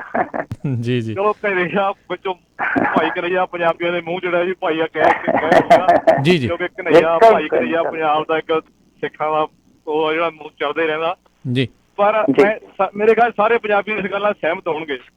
ਪਰ ਚਲੋ ਆਪੋ ਆਪਣੀ ਰਾਏ। ਤੁਸੀਂ ਲਿਖਿਆ ਕਿਹਾ ਵੀ ਮੈਂ ਚਾਹੁੰਦਾ ਵੀ ਭਗਵੰਤ ਮਾਨ ਵੀ ਜਿੱਤ ਜਾਵੇ। ਅੱਜ ਪੰਜਾਬ ਦਾ ਬੱਚਾ ਇਹ ਚਾਹੁੰਦਾ ਕਿ ਪੰਜਾਬ 'ਚ ਕੋਈ ਤੀਜਾ ਫਰੰਟ ਆਵੇ। ਸਾਰਿਆਂ ਨੂੰ ਪਤਾ ਵੀ ਭਗਵੰਤ ਮਾਨ ਸਾਰਿਆਂ ਨੂੰ ਵੱਡੀ ਵਜ੍ਹਾ ਜਿਹਨੇ ਤੀਜਾ ਫਰੰਟ ਖਰਾਬ ਕੀਤਾ। ਕੀ ਤੁਸੀਂ ਅਜੇ ਵੀ ਸੋਚਦੇ ਜੇ ਭਗਵੰਤ ਮਾਨ ਵਰਗੇ ਲੀਡਰ ਜਿੱਤੇ ਜਾਣਗੇ ਤੇ ਕੋਈ ਤੀਜਾ ਫਰੰਟ ਦੀ ਕਿਸੇ ਨੂੰ ਪੰਜਾਬੀ ਨੂੰ ਆਸ ਰੱਖਣੀ ਚਾਹੀਦੀ, ਜਿਹੜੇ ਕਿ ਬਾਹਰ ਦੇ ਵਿਦੇਸ਼ੀ ਜਾਣਗੇ? ਇਹਦੇ ਬਾਰੇ ਪੁੱਛਣਾ ਚਾਹੁੰਦਾ ਜੀ। ਦੇਖੋ ਭਾਜੀ, ਗੱਲ ਇਹ ਆ ਕਿ ਪਹਿਲੀ ਗੱਲ ਮੈਂ ਤੁਹਾਨੂੰ ਦੱਸਾਂ ਕਿ ਮੈਂ ਨਾਲ ਇਹ ਵੀ ਚੀਜ਼ ਕਹੀ ਸੀਗੀ ਕਿ ਮੈਂ ਉਹ ਬ੍ਰੈਕਟ ਦੇ ਵਿੱਚ ਲਿਖਿਆ ਵੀ ਮੈਂ ਕਾਤੋਂ ਚਾਹੁੰਦਾ, ਮੈਂ ਉਹ ਕਾਰਨ ਸਪਸ਼ਟ ਵੀ ਕੀਤੇ ਆ। ਸੈਕਿੰਡ ਚੀਜ਼ ਇਹ ਆ ਕਿ ਹਰੇਕ ਦੀ ਇੱਕ ਨਿੱਜੀ ਰਾਏ ਹੁੰਦੀ ਆ। ਮੈਂ ਇਹ ਗੱਲ ਕਹੀ ਸੀ ਕਿ ਤੁਸੀਂ ਉਹਨੂੰ ਰੱਦ ਕਰ ਸਕਦੇ ਹੋ, ਤੁਸੀਂ ਉਸ ਸੂਚੀ 'ਚ ਕੋਈ ਨਵਾਂ ਨਾਂ ਜੋੜ ਦਿਓ ਨਾ, ਤਾਂ ਕਿ ਮੈਨੂੰ ਵੀ ਪਤਾ ਲੱਗੇ ਨਾ ਇਹ ਬੰਦਾ ਯਾਰ ਫਲਾਣੇ ਨੇ ਬਹੁਤ ਵਧੀਆ ਕੰਮ ਕੀਤਾ। ਤਾਂ ਦੇਖੋ ਭਗਵੰਤ ਮਾਨ ਨੇ ਗਲਤੀਆਂ ਕੀਤੀਆਂ ਨੇ, ਉਹ ਬਹੁਤ ਹੱਦ ਤੱਕ ਉਹਨਾਂ ਚੀਜ਼ਾਂ ਵਾਸਤੇ ਜ਼ਿੰਮੇਵਾਰੀ ਆ। ਪਰ ਫਿਰ ਵੀ ਜੇ ਆਪਾਂ ਕਹੀਏ ਤਾਂ ਕੁਛ ਉਹਦੇ ਕੰਮ ਇਹੋ ਜਿਹੇ ਆ ਜਿਨ੍ਹਾਂ ਦੇ ਆਧਾਰ ਤੇ ਆਪਾਂ ਕਹਿ ਸਕਦੇ ਹਾਂ ਕਿ ਠੀਕ ਆ ਕਿ ਉਹ ਪਾਸਟ ਦੇ ਵਿੱਚ ਗਲਤੀਆਂ ਕਰਕੇ ਗਿਆ, ਹੋ ਸਕਦਾ ਆਉਣ ਵਾਲੇ ਸਮੇਂ ਦੇ ਵਿੱਚ ਉਹ ਗਲਤੀਆਂ ਨੂੰ ਸੁਧਾਰ ਲਵੇ। ਤਾਂ ਮੈਂ ਉਸ ਕਰਕੇ ਕਿ ਠੀਕ ਆ ਕਿ ਅੱਜ ਦੇ ਮਾਹੌਲ ਦੇ ਵਿੱਚ ਸਾਨੂੰ ਉਸ ਤਰ੍ਹਾਂ ਦਾ ਬੰਦਾ ਲੱਭਣਾ ਵੀ ਬਹੁਤ ਔਖਾ ਆ ਜੀ, ਕਿਉਂਕਿ ਉਹਦੇ ਆਸਾਰ ਆ ਉਹ ਜਿੱਤ ਸਕਦਾ ਦੁਬਾਰੇ, ਆਸਾਰ ਆ ਜਿੱਤੂਗਾ ਜਾਂ ਨਹੀਂ ਜਿੱਤੂਗਾ। ਸੋ ਇੱਕ ਵਿਅਕਤੀਗਤ ਰਾਏ ਸੀਗੀ ਮੇਰੀ। ਬਾਕੀ ਤੀਜਾ ਫਰੰਟ ਤੇ ਹਾਲੇ ਵੀ ਹੈਗਾ ਨਾ ਲੋਕਾਂ ਦੇ ਕੋਲ, PDA ਦੇ ਰੂਪ ਦੇ ਵਿੱਚ ਤੀਜਾ ਫਰੰਟ ਬਹੁਤ ਸਟਰੋਂਗ ਹੈਗਾ, ਜਿਹਦੇ ਵਿੱਚ ਮੇਰੇ ਖਿਆਲ ਨਾਲ 5-6 ਦਲ ਆ। ਸੋ ਤੀਜਾ ਕੀ ਹੁਣ ਤੇ ਚੌਥਾ ਫਰੰਟ ਵੀ ਆ ਗਿਆ। ਰੌਲਾ ਇਹ ਆ ਕਿ ਚੌਥਾ ਫਰੰਟ ਹੈ ਜਿਹੜਾ ਉਹ ਲੋਕਾਂ ਦਾ ਮਨ ਜਿੱਤਦਾ ਜਾਂ ਨਹੀਂ ਜਿੱਤਦਾ ਇਹ ਵੇਖਣਾ ਹੁੰਦਾ। ਇਕੱਲਾ ਭਗਵੰਤ ਮਾਨ ਤੇ ਚਲੋ ਠੀਕ ਹੈ, ਤੁਸੀਂ ਤੁਹਾਡੀ ਨਜ਼ਰ ਦੇ ਵਿੱਚ ਭਗਵੰਤ ਮਾਨ ਜੇ ਗਲਤ ਆ, ਮੈਂ ਤੁਹਾਡੀ ਗੱਲ ਨਾਲ ਸਹਿਮਤ ਆ। ਤਾਂ ਜਿਹੜੇ ਦੂਸਰੇ ਲੋਕ ਹੁਣ ਇੱਕ ਮੰਚ ਤੇ ਇਕੱਠੇ ਹੋਏ ਆ ਤਾਂ ਉਹ ਤੇ ਠੀਕ ਨੇ ਨਾ, ਕਿ ਲੋਕ ਉਹਨਾਂ ਨੂੰ ਠੀਕ ਮੰਨ ਕੇ ਮੋਹਰ ਲਾਉਂਦੇ ਜਾਂ ਨਹੀਂ, ਉਹਦਾ ਫੈਸਲਾ 23 ਨੂੰ ਹੋ ਜਾਊਗਾ ਜੀ। ਨਾਲੇ ਮਿੰਟੂ ਜੀ, ਜੇ ਪੰਜਾਬੀ ਲੋਕ ਐਕਚੁਅਲ 'ਚ ਚਾਹੁੰਦੇ ਹੁੰਦੇ ਤੇ ਜੇ ਧਿਰ ਨੂੰ ਲੈ ਕੇ ਆਉਣਾ ਤਾਂ ਸ਼ਾਇਦ ਉਦੋਂ ਜਿਤਾ ਕੇ ਵੀ ਦੇਖ ਲੈਂਦੇ।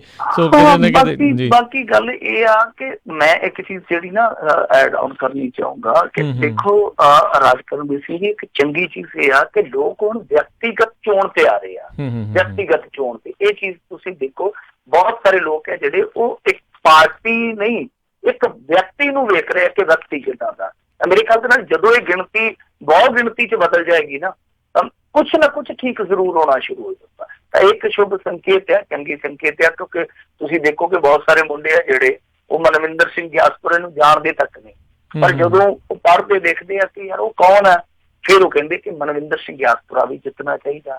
ਬੀਬੀ ਖਾਲੜਾ ਬਾਰੇ ਅੱਜ ਤੋਂ 4 ਮਹੀਨੇ ਪਹਿਲਾਂ ਕੋਈ ਨਹੀਂ ਸੀ ਜਾਣਦਾ। ਅੱਜ ਕੋਈ ਬੰਦਾ ਮਲੋਟ ਬੈਠਾ, ਫਰੀਦਕੋਟ ਬੈਠਾ, ਉਹ ਵੀ ਕਹਿੰਦਾ ਕਿ ਨਹੀਂ ਬੀਬੀ ਖਾਲੜਾ ਜਿੱਤਣੀ ਚਾਹੀਦੀ ਆ, ਕਿਉਂਕਿ ਇੰਡੀਆ 'ਚ ਮਨੁੱਖੀ ਅਧਿਕਾਰਾਂ ਦਾ ਵੀ ਇੱਕ ਮਸਲਾ ਹੈ। ਉਹ ਇੱਕ ਤਰ੍ਹਾਂ ਨਾਲ ਕਹਿ ਲਈਏ ਤਰਜਮਾਨ ਮਿਲ ਜਾਊਗਾ ਸੰਸਦ ਦੇ ਵਿੱਚ, ਤਾਂ ਤਰਜਮਾਨ ਨਹੀਂ ਪੂਰੇ ਕੌਮਾਂਤਰੀ ਪੱਧਰ ਤੇ ਤਰਜਮਾਨ ਮਿਲ ਜਾਊਗਾ। ਜੀ ਲੈ ਲਓ ਕਾਲ ਲੈ ਲਓ ਜੀ। ਆਪਣੇ ਅਗਲੇ ਕਾਲਰ ਨੇ ਜੁੜੇ ਨੇ ਜਸਵੀਰ ਕੌਰ ਜੀ। ਸਤਿ ਸ਼੍ਰੀ ਅਕਾਲ ਜੀ, ਸਵਾਗਤ ਹੈ। ਹਾਂਜੀ ਸਤਿ ਸ਼੍ਰੀ ਅਕਾਲ ਰਾਜ ਕਰਨਵੀਰ ਸਿੰਘ ਜੀ। ਸਤਿ ਸ਼੍ਰੀ ਅਕਾਲ। ਮਿੰਟੂ ਵੀਰ ਜੀ ਨੂੰ ਸਤਿ ਸ਼੍ਰੀ ਅਕਾਲ। ਸਤਿ ਸ਼੍ਰੀ ਅਕਾਲ ਜੀ ਭੈਣ ਜੀ, ਸਤਿ ਸ਼੍ਰੀ ਅਕਾਲ ਜੀ। ਹਾਂਜੀ ਮੈਂ ਇੱਕੋ ਸਵਾਲ ਪੁੱਛਣਾ, ਜਿੱਦਾਂ ਵੀ ਬਲਜਿੰਦਰ ਕੌਰ ਵੋਟਾਂ ਤੇ ਖੜੀ, ਉਹਦੇ ਵੋਟ ਦਾ ਨਹੀਂ ਪਤਾ ਲੱਗਾ, ਜਿਹੜਾ ਕਹਿੰਦੇ 8 ਤਰੀਕ ਨੂੰ ਆਉਣਾ ਆ, ਮੈਂ ਸ਼ਾਇਦ ਨਾ ਸੁਣਿਆ ਹੋਵੇ, ਸ਼ਾਇਦ ਤੁਸੀਂ ਦੱਸਿਆ ਹੋਵੇ ਵੀ ਕਿੱਦਾਂ ਉਹਦੀ ਵੋਟਾਂ ਦਾ ਦੋਹਰੀ ਵੋਟ ਦਾ ਮਸਲਾ ਜਿਹੜਾ ਉਹਦਾ। ਹਾਂਜੀ ਹਾਂਜੀ ਜੀ ਉਹ ਤਾਂ ਮਸਲਾ ਹਾਈ ਕੋਰਟ ਦੇ ਵਿੱਚ ਆ, ਤੇ ਹਾਈ ਕੋਰਟ ਨੇ ਉਦੋਂ ਇਹਨਾਂ ਨੂੰ ਆਖਿਆ ਸੀਗਾ ਕਿ 3 ਦਿਨਾਂ ਦੇ ਅੰਦਰ ਅੰਦਰ ਜਵਾਬ ਦਿਓ। ਇਹਨਾਂ ਨੇ ਜਵਾਬ ਦਾਖਲ ਕਰ ਦਿੱਤਾ ਹੋਣਾ। ਇੱਕ ਸੁਖਬੀਰ ਸਿੰਘ ਬਾਦਲ ਵਾਲਾ ਮਸਲਾ ਸੀਗਾ ਸ਼ਾਇਦ ਕੋਈ, ਤੇ ਇੱਕ ਇਹਨਾਂ ਦੀ ਵੋਟ ਵਾਲਾ ਮਸਲਾ ਸੀਗਾ, ਤੇ ਦੋਨਾਂ ਨੂੰ ਇੱਕੋ ਦਿਨ ਨੋਟਿਸ ਜਾਰੀ ਹੋਏ ਸੀ, ਉਹ ਇਹਨਾਂ ਨੇ ਜਵਾਬ ਦਾਖਲ ਕਰ ਦਿੱਤਾ ਹੋਏਗਾ। ਤਾਂ ਹੁਣ ਵੇਖਣਾ ਹਾਈ ਕੋਰਟ ਨੇ ਹੋਊਗਾ ਕਿ ਕੀ ਉਹ ਫੈਸਲਾ ਜਿਹੜਾ ਉਹ ਇਹਨਾਂ ਦੇ ਹੱਕ 'ਚ ਜਾਂਦਾ ਜਾਂ ਵਿਰੋਧ 'ਚ ਜਾਂਦਾ। ਤਾਂ ਵੋਟ ਦਾ ਜੇ ਤੁਸੀਂ ਮਾਮਲਾ ਪੁੱਛਦੇ ਹੋ ਤਾਂ ਵੋਟ ਦਾ ਮਾਮਲਾ ਇਹੋ ਸੀਗਾ ਕਿ ਇਹਨਾਂ ਨੂੰ ਗੋਦ ਲਿਆ ਹੋਇਆ ਸੀਗਾ ਬੀਬੀ ਨੂੰ, ਕਿਸੇ ਹੋਰ ਨੂੰ ਮਾਸਟਰ ਜੀ ਸੀਗੇ, ਫਿਰ ਇਹਨਾਂ ਦੀ ਮੌਤ ਹੋ ਗਈ ਮਾਸਟਰ ਜੀ ਦੀ, ਤਾਂ ਇਹਨਾਂ ਨੇ ਉਹਨਾਂ ਦੀ ਜਿਹੜੀ ਸੰਪत्ति ਸੀ, ਪ੍ਰਾਪਰਟੀ ਸੀ, ਉਹਦੇ 'ਚੋਂ ਹਿੱਸਾ ਵੀ ਕਲੇਮ ਕੀਤਾ ਸੀ। ਪਰ ਬਾਅਦ ਦੇ ਵਿੱਚ ਪਹਿਲੀ ਵੋਟ ਜਿਹੜੀ ਬਣੀ ਸੀ ਉਹ ਗੋਦਲੇ ਬਾਪ ਦੇ ਨਾਮ ਤੇ ਬਣੀ ਸੀਗੀ। ਤਾਂ ਜਦੋਂ ਫਿਰ ਦੂਜੀ ਵੋਟ ਬਣਾਈ ਉਹਦੇ ਵਿੱਚ ਇਹ ਜਿਹੜੇ ਇਹਨਾਂ ਦੇ ਪਹਿਲੇ ਬਾਪ ਸੀਗੇ, ਅਸਲੀ ਬਾਪ ਸੀਗੇ, ਤਾਂ ਉਹਨਾਂ ਦਾ ਨਾਮ ਵਿੱਚ ਐਡ ਕਰ ਦਿੱਤਾ ਗਿਆ ਸੀ। ਜਦ ਕਿ ਏਦਾਂ ਨਹੀਂ ਹੁੰਦਾ, ਉਹ ਇੱਕ ਬੜੀ ਗੁੰਝਲਦਾਰ ਪ੍ਰਕਿਰਿਆ। ਜੇ ਤੁਸੀਂ ਵਾਪਸ ਅਸਲੀ ਬਾਪ ਕੋਲ ਆਉਣਾ ਤਾਂ ਆਹੀ ਰੌਲਾ, ਆਹੀ ਇਸ ਮਾਮਲੇ ਦਾ ਪਿਛੋਕੜ ਹੈ ਜੀ। ਅਗਲੇ ਕਾਲਰ ਨੇ ਰਾਜਾ ਜੀ ਮੰਡੈਸਟੋ ਤੋਂ। ਸਵਾਗਤ ਹੈ। ਸਤਿ ਸ਼੍ਰੀ ਅਕਾਲ। ਸਤਿ ਸ਼੍ਰੀ ਅਕਾਲ ਜੀ। ਸਤਿ ਸ਼੍ਰੀ ਅਕਾਲ ਜੀ। ਹਾਂਜੀ ਮੈਂ ਪੁੱਛਣਾ ਚਾਹੁੰਦਾ ਵੀ ਪੰਜਾਬ ਦੇ ਲੋਕਾਂ ਦੀ ਜਿਹੜਾ ਆਪਣਾ ਯੂਥ ਆ, ਉਹਨਾਂ ਦੀ ਤਾਂ ਜਿਵੇਂ ਕਿ ਕਾਫੀ ਅੱਗੇ ਨਾਲ ਉਤਸ਼ਾਹ ਸਵਾਲ ਪੁੱਛਦੇ ਆ, ਪਰ ਵਿੱਚ ਲੋਕ ਇਦਾਂ ਦੇ ਆ ਜਿਨ੍ਹਾਂ ਦੀ ਹਜੇ ਵੀ ਜ਼ਮੀਰ ਸੰਤਰੇ ਦੀ ਬੋਤਲ ਜਾਂ ਪਕੌੜਿਆਂ ਤੇ ਹੀ ਮਰੀ ਹੋਈ ਆ, ਤੇ ਲੋਕਾਂ ਨੂੰ ਸਵਾਲ ਪੁੱਛਣੇ ਚਾਹੀਦੇ। ਕੈਪਟਨ ਨੇ ਇੰਨੇ ਵਾਅਦੇ ਕੀਤੇ ਸੀ, ਕੈਪਟਨ ਤਾਂ ਇੱਕ ਹੀ ਜਮਾ ਹੀ ਜਾਣ ਕੇ ਮੂਹਰੇ ਇਲੈਕਸ਼ਨ ਆਉਣੀ ਆ, ਵੀ ਉਹਨਾਂ ਨੂੰ ਹੁਣ ਪਤਾ ਲੱਗੇ ਵੀ ਤਾਂ ਜੋ ਮਾੜੇ ਮੋਟੇ ਕੰਮ ਕਰ ਸਕਣ ਅੱਗੇ ਵਾਸਤੇ। ਦੱਸਿਓ ਜੀ। ਧੰਨਵਾਦ। ਮਾੜਾ ਜਿਹਾ ਸਪਸ਼ਟ ਕਰਿਓ ਕੀ ਸਵਾਲ ਆ। ਸਵਾਲ ਉਹੀ ਪੁੱਛਦੇ ਨੇ ਵੀ ਜਿੱਦਾਂ ਕੁਝ ਲੋਕ ਤੇ ਚਲੋ ਸਵਾਲ ਪੁੱਛਣੇ ਸ਼ੁਰੂ ਕਰ ਰਹੇ ਨੇ, ਪਰ ਅਜੇ ਵੀ ਜਿਹੜੇ ਲੋਕ ਆ ਸੰਤਰੇ ਦੀ ਬੋਤਲ ਤੇ ਖਰੌੜਿਆਂ ਤੇ ਜਿਹੜੇ ਡੁੱਲ ਜਾਂਦੇ ਨੇ ਵੀ ਇਹਨਾਂ ਨੂੰ ਪੁੱਛਣਾ ਚਾਹੀਦਾ ਆ ਕੈਪਟਨ ਨੂੰ, ਖਾਸ ਕਰਕੇ ਜਿਹਨੇ ਵਾਅਦੇ ਜਿਹੜੇ ਬਹੁਤ ਮੁੱਕਰੇ ਆ ਵਾਅਦੇ ਕਰਕੇ, ਵੀ ਇਸ ਵਾਰੀ ਤਾਂ ਜੋ ਗਾਂ ਜਿਹੜੇ ਲੀਡਰ ਕੁਝ ਕਰਦੇ ਰਹਿਣ। ਜੀ ਨਹੀਂ, ਬਿਲਕੁਲ ਇਹ ਸ਼ੁਰੂਆਤ ਤੇ ਹੋਈ ਹੈ। ਚਲੋ ਸ਼ੁਰੂਆਤ ਇੱਕ ਵਾਰੀ ਹੋ ਜਾਵੇ ਤੇ ਆਗਾਜ਼ ਜਿਹੜਾ ਉਹ ਅੰਜਾਮ ਵੀ ਬਣ ਜਾਂਦਾ ਹੈ ਨਾ। ਚਲੋ ਆਗਾਜ਼ ਹੋਇਆ, ਸਾਨੂੰ ਇੰਨਾ ਹੀ ਬਹੁਤ ਆ। ਤਾਂ ਕਈ ਵਾਰ ਕੀ ਹੁੰਦਾ ਕਿ ਜਿਹੜਾ ਮੜਾ ਮੂੰਹ ਦੁੱਧ ਹੁੰਦਾ ਨਾ, ਦਹੀਂ ਦਾ 2 ਘੁੱਟ ਵਾਲਾ ਕਤਰਾ ਹੀ ਲਾ ਲਓ, ਉਹ ਕਤਰਾ ਜਦੋਂ ਉਹਦੇ 'ਚ ਜਾਂਦਾ ਤੇ ਉਹ ਸਾਰੇ ਨੂੰ ਉਦਾਂ ਹੀ ਕਰ ਦਿੰਦਾ, ਦਹੀਂ ਬਣਾ ਦਿੰਦਾ। ਤਾਂ ਉਮੀਦ ਕਰਦੇ ਕਿ ਜਾਗ ਲੱਗੂਗੀ ਤੇ ਇਹ ਜਿਹੜਾ ਹੈ ਉਹ ਦਹੀਂ ਤੋਂ ਗਾਂ ਪਨੀਰ ਵੀ ਬਣ ਜਾਊਗਾ ਨਾ। ਸਾਡੀ ਉਮੀਦ ਜਿਹੜੀ ਆ ਉਹ ਬਰਕਰਾਰ ਰਹਿਣੀ ਚਾਹੀਦੀ ਹੈ, ਸ਼ੁਭ ਸੰਕੇਤ ਆ। ਬਾਕੀ ਜਿਹੜੇ ਸਾਡੇ ਪਿੰਡਾਂ ਵਾਲੇ ਲੋਕ ਆ ਨਾ, ਉਹ ਹਾਲੇ ਵੀ ਥੋੜਾ ਜਿਹਾ ਉਹ ਉਸੇ ਚੀਜ਼ ਕੀ ਉਲਝੇ ਆ। ਇਹ ਜਿਹੜੀ ਪਿਤਾ ਪੁਰਖੀ ਪਾਰਟੀ ਹੈ ਜੀ ਸਾਡੀ, ਸ਼ਰੀਕੇ ਦਾ ਕੰਮ ਹੈ, ਫਲਾਣਾ ਟਮਕਾ, ਤਾਂ ਉਹਨਾਂ ਨੂੰ ਇਹ ਸੋਚਣਾ ਪਊਗਾ ਕਿ ਸਾਡੇ ਪਿੰਡਾਂ ਦੇ ਵਿੱਚ ਅਸੀਂ ਇੱਕ ਇਸ ਤਰ੍ਹਾਂ ਦਾ ਮਾਹੌਲ ਬਣਾਈਏ ਕਿ ਜਦੋਂ ਵੀ ਕੋਈ ਪਾਰਟੀ ਆਉਂਦੀ ਹੈ, ਜਦੋਂ ਵੀ ਕੋਈ ਨੁਮਾਇੰਦਾ ਆਉਂਦਾ ਤੇ ਉਹਨੂੰ ਪਿੰਡ 'ਚ ਵੜਨ ਤੋਂ ਪਹਿਲਾਂ ਹੀ ਕਿਹਾ ਜਾਵੇ ਕਿ ਭਾਈ ਸਾਡੇ ਪਿੰਡ ਦੇ ਵਿੱਚ ਆਇਆ ਤਾਂ ਸਾਡੇ ਪਿੰਡ, ਜਿਵੇਂ ਬੱਬੂ ਮਾਨ ਕਹਿੰਦੇ ਪਿੰਡ ਪਹਿਰਾ ਲੱਗਦਾ, ਤਾਂ ਸਾਡੇ ਪਿੰਡ ਤੇ ਤੈਨੂੰ 20-25 ਮਿੰਟ ਦੇਣੇ ਪੈਣਗੇ। ਕੋਈ ਵੀ ਸਵਾਲ ਕਰ ਸਕਦਾ, ਜੇ ਤੂੰ ਜਵਾਬ ਦੇਣ ਦੀ ਕਾਬਲੀਅਤ ਰੱਖਦਾ ਜਾਂ ਤੇਰੇ ਕੋਲ ਸਮਾਂ ਤਾਂ ਭਾਈ ਆ ਜਾ, ਨਹੀਂ ਤੇ ਤੂੰ ਵਲ ਕੇ ਚੜਨੀ ਨਿਕਲ ਜਾ, ਹੋਰ ਕੀ ਆ। ਜਦੋਂ ਇਸ ਤਰ੍ਹਾਂ ਦਾ ਮਾਹੌਲ ਬਣੂਗਾ ਤਾਂ ਉੱਥੇ ਇਹ ਨਹੀਂ ਹੈ ਕਿ ਕੋਈ ਫਲਾਣੇ ਨੇ ਭੇਜਦਾ, ਟਮਕਾ ਨੇ ਭੇਜਦਾ। ਪਿੰਡ ਦਾ ਨਾਗਰਿਕ ਹੈ, ਕੋਈ ਵੀ ਉੱਠ ਕੇ ਸਵਾਲ ਕਰ ਸਕਦਾ, ਉਹਦੇ 'ਚ ਪਾਰਟੀ ਵਾਲਾ ਕੋਈ ਆਧਾਰ ਹੀ ਨਹੀਂ। ਜਦੋਂ ਅਸੀਂ ਸੱਤ 'ਚ ਇਸ ਤਰ੍ਹਾਂ ਘੇਰ ਕੇ ਖਲੋਣਾ ਸ਼ੁਰੂ ਕਰ ਦੇਵਾਂਗੇ ਲੀਡਰਾਂ ਨੂੰ, ਤਾਂ ਬਹੁਤ ਹੱਦ ਤੱਕ ਇਹਨਾਂ ਤੇ ਦਬਾਅ ਬਣੂਗਾ।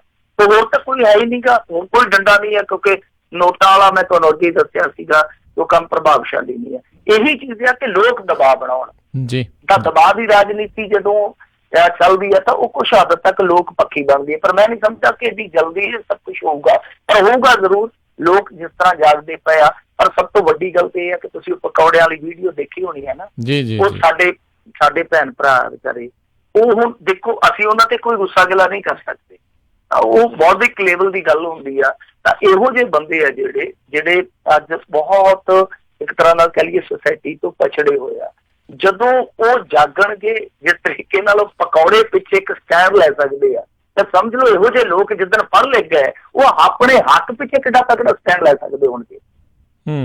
ਜੀ ਜੀ। ਅਗਲੀ ਜਿਹੜੇ ਕਾਲਰ ਆਪਣੇ ਨਾਲ ਜੁੜੇ ਨੇ ਬਲਰਾਜ ਜੀ, ਸਤਿ ਸ਼੍ਰੀ ਅਕਾਲ ਜੀ, ਸਵਾਗਤ ਹੈ। ਹਾਂਜੀ ਦੋਵੇਂ ਮੇਰਾ ਸਤਿ ਸ਼੍ਰੀ ਅਕਾਲ ਜੀ। ਸਤਿ ਸ਼੍ਰੀ ਅਕਾਲ ਜੀ। ਸਤਿ ਸ਼੍ਰੀ ਅਕਾਲ ਜੀ। ਵੀਰੇ ਅੱਗੇ ਨਾ ਇੱਕ ਗੱਲ ਸੁਣੀ ਆ, ਸੱਚੀ ਆ ਝੂਠੀ ਆ ਤੁਸੀਂ ਦੱਸਿਓ। ਅਸੀਂ ਤਾਂ ਹੁਣ ਤੱਕ ਇਹੀ ਸੁਣਦੇ ਰਹੇ ਵੀ ਜਿਹੜਾ ਬਾਦਲ ਦਾ ਪੋਤਾ ਵੀ ਉਹ ਥੋੜਾ ਲਾਈਕ ਨਾ ਮੈਂਟਲੀ ਅਪਸੈਟ ਆ, ਤੇ ਇਹ ਪ੍ਰਚਾਰ ਕਰਦਾ ਫਿਰਦਾ ਵੀ ਕੋਈ ਗੱਲ ਝੂਠੀ ਆ ਕਿ ਕੋਈ ਹੋਰ ਪੋਤਾ ਇਹਦਾ। ਤੇ ਦੂਜਾ ਸਵਾਲ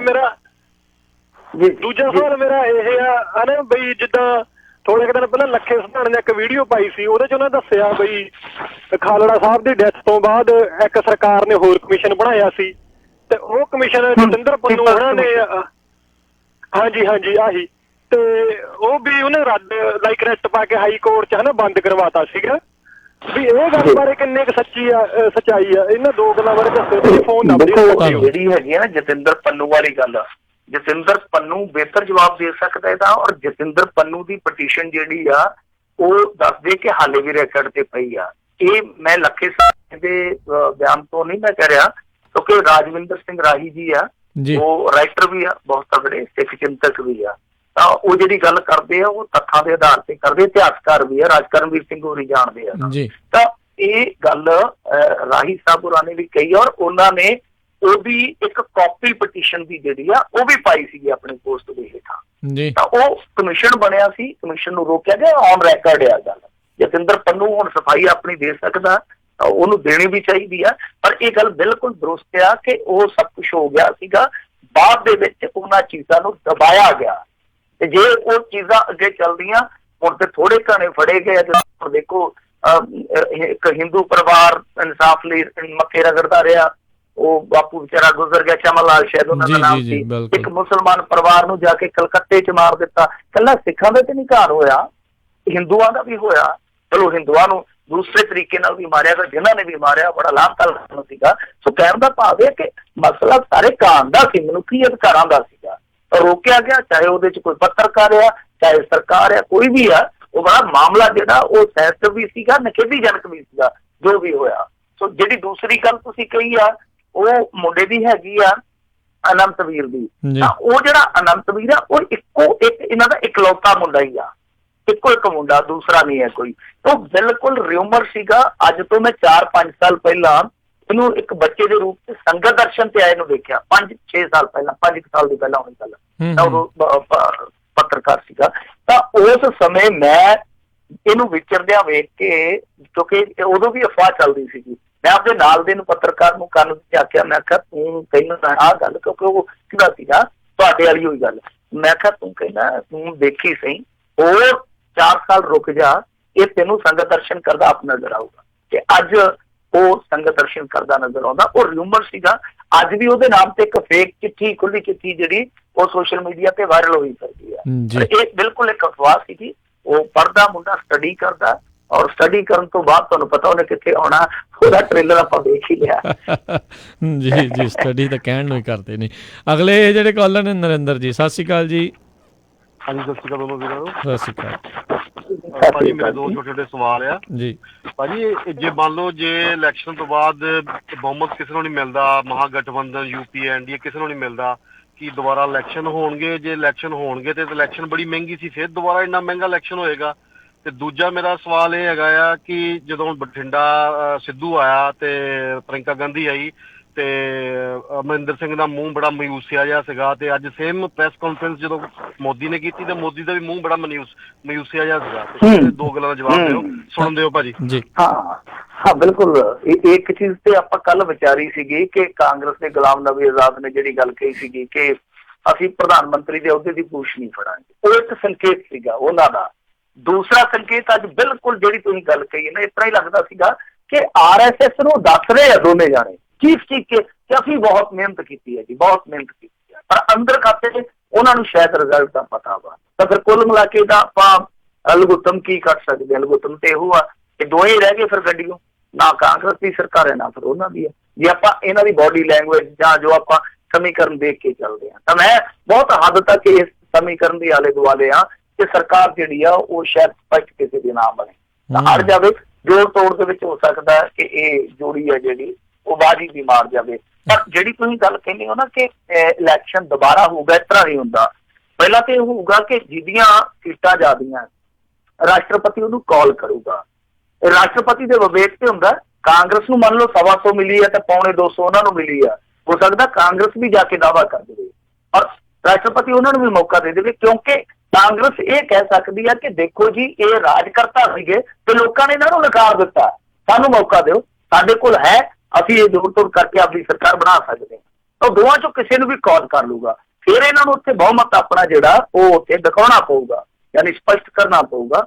ਭਰੋਸੇ ਦੀ ਵੋਟ ਜਿਹੜੀ ਹੁੰਦੀ ਆ, ਤੁਹਾਨੂੰ ਯਾਦ ਹੋਣਾ ਕਿ ਇੱਕ ਵਾਰੀ ਵਾਜਪਾਈ ਦੀ ਸਰਕਾਰ ਜਿਹੜੀ ਸੀਗੀ ਇੱਕ ਵੋਟ ਤੇ ਜਿੱਤ ਗਈ, ਡਿੱਗ ਪਈ ਸੀ ਇੱਕ ਵੋਟ ਤੇ, ਔਰ ਉਹ ਸੀਗਾ ਗੁਮਾਂਗ ਸੀਗਾ, ਉਹ ਗਿਰਦਰ ਗੁਮਾਂਗ, ਉਹ ਚੀਫ ਮਿਨਿਸਟਰ ਸੀਗਾ ਇੱਕ ਸਟੇਟ ਦਾ। ਉਹ ਵੈਸੇ ਜੇ ਨੈਤਿਕ ਤੌਰ ਤੇ ਦੇਖੀਏ ਤੇ ਵੋਟ ਪਾਉਣ ਦਾ ਉਹਦਾ ਹੱਕ ਨਹੀਂ ਸੀ ਹੈਗਾ, ਪਰ ਕਿਉਂਕਿ ਉਹ ਉਦੋਂ ਮੈਂਬਰ ਪਾਰਲੀਮੈਂਟ ਸੀਗਾ, ਉਹ ਆਇਆ, ਉਹਨੇ ਵੋਟ ਉਲਟ ਕੀਤੀ, ਸਰਕਾਰ ਡਿੱਗ ਪਈ। ਉਸ ਤੋਂ ਬਾਅਦ ਫਿਰ ਇਲੈਕਸ਼ਨ ਹੋਇਆ, ਯਾਨੀ ਭਰੋਸੇ ਦੇ ਵੋਟ ਤੱਕ ਇੱਕ ਮੌਕਾ ਜਿਹੜਾ ਰਹਿੰਦਾ। ਤਾਂ ਫਲੋਰ ਟੈਸਟ ਹੈ ਜਿਹੜਾ ਉਹ ਹੋਊਗਾ ਔਰ ਜਿਹਨੂੰ ਜ਼ਿਆਦੀਆਂ ਸੀਟਾਂ ਮਿਲੀਆਂ ਸ਼ਾਇਦ ਉਹਨੂੰ ਹੀ ਕਾਲ ਕਰੂਗਾ ਰਾਸ਼ਟਰਪਤੀ। ਜੀ ਕਈ ਵਾਰੀ ਘੱਟ ਵਾਲਿਆਂ ਨੂੰ ਵੀ ਕਰ ਜਾਂਦੇ ਰਹੇ ਆ ਗਵਰਨਰ, ਸੋ ਇੱਥੇ ਕੋਈ ਪਤਾ ਨਹੀਂ ਆ ਵੀ ਕਿਹੜੇ ਪਾਸੇ ਨੂੰ ਜਿਹੜੇ ਊਂਠ ਨੇ ਕਰਵਟ ਲੈਣੀ ਹੈ। ਉਹ ਫਿਰ ਸੀਟਾਂ ਤੇ ਜ਼ਿਆਦੀਆਂ ਭਾਰਤੀ ਜਨਤਾ ਪਾਰਟੀ ਦੀਆਂ ਆਉਣ ਦੀ ਸੰਭਾਵਨਾ ਨਾ, ਕੱਲੀ ਪਾਰਟੀ ਨੂੰ ਜੇ ਜੀ ਜੀ ਜੀ। ਤੇ ਮਿੰਟੂ ਜੀ, ਇਸੇ ਸਿਲਸਿਲੇ ਦੇ ਵਿੱਚ ਮਾਇਆਵਤੀ ਦਾ ਜਿਹੜਾ ਆ ਉਹ ਨਾਮ ਆ ਰਿਹਾ PM ਦੇ ਅਹੁਦੇਦਾਰੀ ਦੇ ਲਈ, ਬੜਾ ਕੁਛ ਉਹ ਚੱਲ ਰਿਹਾ ਆ। ਬੀਤੇ ਦਿਨਾਂ 'ਚ ਇੱਕ ਵੀਡੀਓ ਦੇਖੀ, ਉਹ ਸੁਖਪਾਲ ਖਹਿਰੇ ਤੇ ਸਿਮਰਜੀਤ ਬੈਂਸ ਦਾ ਨਾਮ ਨਹੀਂ ਸੀ ਲੈ ਸਕਦੀ। ਨਾ ਪਤਾ ਉਹ ਨਾ ਭਾਸ਼ਣ ਬਿੱਲੀ ਹੈ ਨਾ ਜਿਹੜੀ ਉਹ ਪੜ੍ਹਦੀ ਆ, ਉਹ ਆਪ ਭਾਸ਼ਣ ਸਿੱਧਾ ਤੇ ਬੋਲਦੀ ਹੋਈ ਨਹੀਂ ਹੈ ਵਰਕੇ ਤੋਂ। ਤਾਂ ਹੁਣ ਜਿਹੜਾ ਲਿਖਣ ਵਾਲਾ ਵੀ ਅੱਗੋਂ ਉਹੋ ਜਿਹਾ ਮਿਲ ਗਿਆ ਹੋਊਗਾ ਇਹਨੇ ਨਾ, ਜਿਹੜਾ ਬਾਕੀ ਹਿੰਦੀ 'ਚ ਜਦੋਂ ਆਪਾਂ ਉਚਾਰਨ ਕਰਦੇ ਹਾਂ ਨਾ ਕੁਛ ਚੀਜ਼ਾਂ ਦਾ, ਤੁਸੀਂ ਦੇਖੋ ਉਹ ਜਦੋਂ ਥੱਲੇ ਚੱਲਦੇ ਹੁੰਦੇ ਨਾ ਕਈ ਦਫਾ ਉਹ ਨਾ ਹੋਰ ਹੀ ਬਣ ਜਾਂਦੇ ਆ, ਕਿਉਂਕਿ ਥੋੜਾ ਜਿਹਾ ਪੰਜਾਬੀ ਦਾ ਇਸ ਗੱਲੋਂ ਮੈਂ ਕਹੂੰਗਾ ਕਿ ਹੱਥ ਭਾਰਾ, ਇਹਦੇ ਸ਼ਬਦ ਜਿਹੜੇ ਆ ਉਹ ਬੜੇ ਆਸਾਨੀ ਦੇ ਨਾਲ ਉਚਾਰਨ ਕੀਤੇ ਜਾ ਸਕਦੇ, ਸਮਝੇ ਜਾ ਸਕਦੇ ਆ। ਤਾਂ ਹਿੰਦੀ ਦੇ ਵਿੱਚ ਹੁਣ ਖਹਿਰਿਆਂ ਨੂੰ ਉਹ ਕੁਛ ਹੋਰ ਬਣਾ ਦਿੰਦੇ ਆ, ਤਾਂ ਉਹ ਮੇਰੇ ਖਿਆਲ ਦੇ ਨਾਲ ਇਹੋ ਜਿਹੀ ਝੋਲ ਪਈ ਆ ਤੇ ਨਾ ਬੋਲਣੇ ਨਹੀਂ ਆਏ ਬੀਪੀ ਨੂੰ। ਪਰ ਇੱਕ ਚੀਜ਼ ਜਿਹੜੀ ਆ ਉਹ ਤੁਸੀਂ ਜਿੱਦਾਂ ਕਹੀ ਉਹਦਾ, ਜਿਵੇਂ ਉਹ ਕਹਿੰਦੇ ਹੁੰਦੇ ਨਾ, ਆਪੇ ਮੈਂ ਰੱਜੀ ਪੁੱਜੀ ਆਪੇ ਮੇਰੇ ਬੱਚੇ ਜੀ ਨਾ, ਉਹ ਤੇ ਆਪਣੇ ਆਪ ਦੇ ਵਿੱਚ ਪ੍ਰਧਾਨ ਮੰਤਰੀ ਬਣੀ ਪਈ ਆ ਬੀਬੀ। ਤਾਂ ਇਹ ਹੁਣ ਵੇਖਣਾ ਪਊਗਾ ਕਿ ਬਣਦਾ ਕੀ ਆ। ਔਰ ਮੈਨੂੰ ਨਹੀਂ ਇਹਦੇ ਚ ਕੋਈ ਹੋਊਗੀ ਅਰਥਕਰਤਨੀ ਜਾਂ ਕੋਈ ਮੈਨੂੰ ਕੋਈ ਅਚੰਭੇ ਵਾਲੀ ਗੱਲ ਨਹੀਂ ਹੋਊਗੀ ਜੇ ਬੀਬੀ ਮਾਇਆਵਤੀ ਕੱਲ ਨੂੰ ਉੱਥੇ ਜਾ ਕੇ ਖੜ ਜੂਗੀ ਉਹਨਾਂ ਦੇ ਨਾਲ ਭਾਰਤੀ ਜਨਤਾ ਪਾਰਟੀ ਨਾਲ। ਮਾਇਆਵਤੀ ਪਹਿਲਾਂ UP ਦੇ ਵਿੱਚ ਉਹਨਾਂ ਦੇ ਨਾਲ ਸਰਕਾਰ ਬਣਾ ਚੁੱਕੀ ਆ, UP ਦੇ ਵਿੱਚ ਸਰਕਾਰ ਬਣਾ ਕੇ ਚਲਾ ਚੁੱਕੀ ਆ, ਫਿਰ ਇਹਨਾਂ ਦੇ ਨਾਲ ਸਮਾਜਵਾਦੀਆਂ ਦੇ ਨਾਲ ਵੀ ਪਹਿਲਾਂ ਸਰਕਾਰ ਬਣਾ ਚੁੱਕੀ ਆ। ਬੀਬੀ ਮਾਇਆਵਤੀ ਦਾ ਕੋਈ ਪਤਾ ਨਹੀਂ, ਕਾਂਗਰਸ ਨੂੰ ਤੇ ਲੰਮੇ ਹੱਥੀ ਲੈਣ ਡਈ ਆ ਉਹ ਅੱਜ ਕੱਲ। ਜੀ ਜੀ। ਅਗਲੇ ਕਾਲਰ ਨੇ ਸੁਖਦੇਵ ਜੀ, ਸਤਿ ਸ਼੍ਰੀ ਅਕਾਲ ਜੀ, ਸਵਾਗਤ ਹੈ। ਸਤਿ ਸ਼੍ਰੀ ਅਕਾਲ ਜੀ ਦੋਨਾਂ ਭਰਾਵਾਂ ਨੂੰ। ਸਤਿ ਸ਼੍ਰੀ ਅਕਾਲ ਜੀ। ਹਾਂਜੀ, ਮੈਂ ਇੱਕ ਤਾਂ ਇਹ ਪੁੱਛਣਾ ਸੀ ਵੀ ਉਹ ਜਿਹੜਾ ਬਲਵੰਤ ਸਿੰਘ ਖੇੜੇ ਦੀ ਰੈਪਟੀਸ਼ਨ ਸੀ ਇਹਨਾਂ ਦੇ ਬਾਦਲਾਂ ਦੇ ਖਿਲਾਫ, ਉਹਦਾ ਕੀ ਬਣਿਆ? ਦੂਸਰਾ ਇਹ ਕੀ ਕੈਪਟਨ ਸਾਹਿਬ ਦਾ ਕ੍ਰਾਈਟੇਰੀਆ ਕੀ ਹੈ ਵੀ ਜਿੰਨੀਆਂ ਸੀਟਾਂ ਕਿੰਨੀਆਂ ਤੋਂ ਘੱਟ ਹੋਇਆ ਤੇ ਮੈਂ ਕੁਰਸੀ ਛੱਡ ਦੂੰ? ਮੇਰਾ ਤਾਂ ਖਿਆਲ ਹੈ ਇਹ ਐਵੇਂ ਸਾਰਾ ਲੋਕਾਂ ਨੂੰ ਬੁੱਧੂ ਬਣਾਉਣ ਵਾਲੀ ਗੱਲ ਹੀ ਆ। ਤੇ ਉਹ ਦੂਸਰਾ ਕਹਿੰਦਾ ਸੀ ਮੈਂ ਨਕੋਦਰ ਦਾ ਇਨਕੁਆਇਰੀ ਕਰਾਊਂ, ਤੇ ਵੀ ਇਹ ਵੀ ਮੇਰਾ ਖਿਆਲ ਹੈ ਵੀ ਉਹਦੇ 'ਚ ਵੀ ਬਾਦਲ ਹੀ ਫਸਦੇ ਆ। ਇਹ ਵੀ ਸਭ ਇਹ ਮੇਰਾ ਖਿਆਲ ਹੈ ਝੂਠ ਹੀ ਬੋਲ ਰਿਹਾ। ਤੇ ਦੂਸਰਾ ਵਿੱਚ ਵੈਸੇ ਮੈਕਸ ਜੇ ਸਵਾਲ ਹੈ, ਤਾਂ ਉਹ ਜਿਹੜੀ SIT ਹੈ ਉਹ ਕਹਿੰਦੇ ਸੀ ਨਾ ਵੀ ਕੰਵਰ ਵਿਜੇ ਪ੍ਰਤਾਪ ਜਦੋਂ ਆਊਗਾ ਇਲੈਕਸ਼ਨਾਂ ਤੋਂ ਬਾਅਦ ਮੈਂ ਇਹਨਾਂ ਨੂੰ ਫੜ ਕੇ ਅੰਦਰ ਕਰੂ। ਆਈ ਥਿੰਕ ਇਹ ਤਾਂ ਬਿਲਕੁਲ ਨਾ ਰਿਡਿਕੂਲਸ ਗੱਲ ਹੈ, ਲੋਕਾਂ ਨੂੰ ਬੁੱਧੂ ਬਣਾਉਣ ਲਈ। ਤੇ ਦੂਜੇ ਮੈਂਬਰ ਕੀ ਕਰਦੇ ਆ ਉੱਥੇ? ਜੀ ਧੰਨਵਾਦ ਜੀ। ਉਹਨਾਂ ਦੇ ਤਾਂ ਕਿਸੇ ਨੇ ਰੋਕ ਨਹੀਂ ਨਾ ਲਾਈ। ਆ 3-4 ਮੈਕਸ 'ਚ ਸਵਾਲ ਸੀ ਜੀ, ਮਿਹਰਬਾਨੀ, ਥੈਂਕ ਯੂ ਜੀ ਜੀ। ਨਹੀਂ ਬਿਲਕੁਲ ਤੁਹਾਡੀ ਗੱਲ ਸਹੀ ਆ ਕਿ ਉੱਥੇ AIG ਆ, ਹੋਰ ਵੀ ਐਡੇ ਅਫਸਰ ਆ, ਸਾਰੇ ਕੈਬਲ ਆ, ਤੇ ਉਹ ਕੀ ਕਰਦੇ ਆ? ਇੱਕ ਅਫਸਰ ਦੇ ਨਾਲ ਜਾਣ ਨਾਲ ਥੋੜੀ ਇਨਕੁਆਇਰੀ ਰੁਕ ਜਾਂਦੀ ਆ। IPS ਤੇ ਉਦਾਂ ਵੀ ਤੁਰੇ ਹੀ ਫਿਰਦੇ ਆ, ਇੱਥੋਂ ਤਬਦੀਲ ਹੋ ਗਏ, ਉੱਥੇ ਚੱਲ ਗਏ, ਉੱਥੇ ਚੱਲ ਗਏ।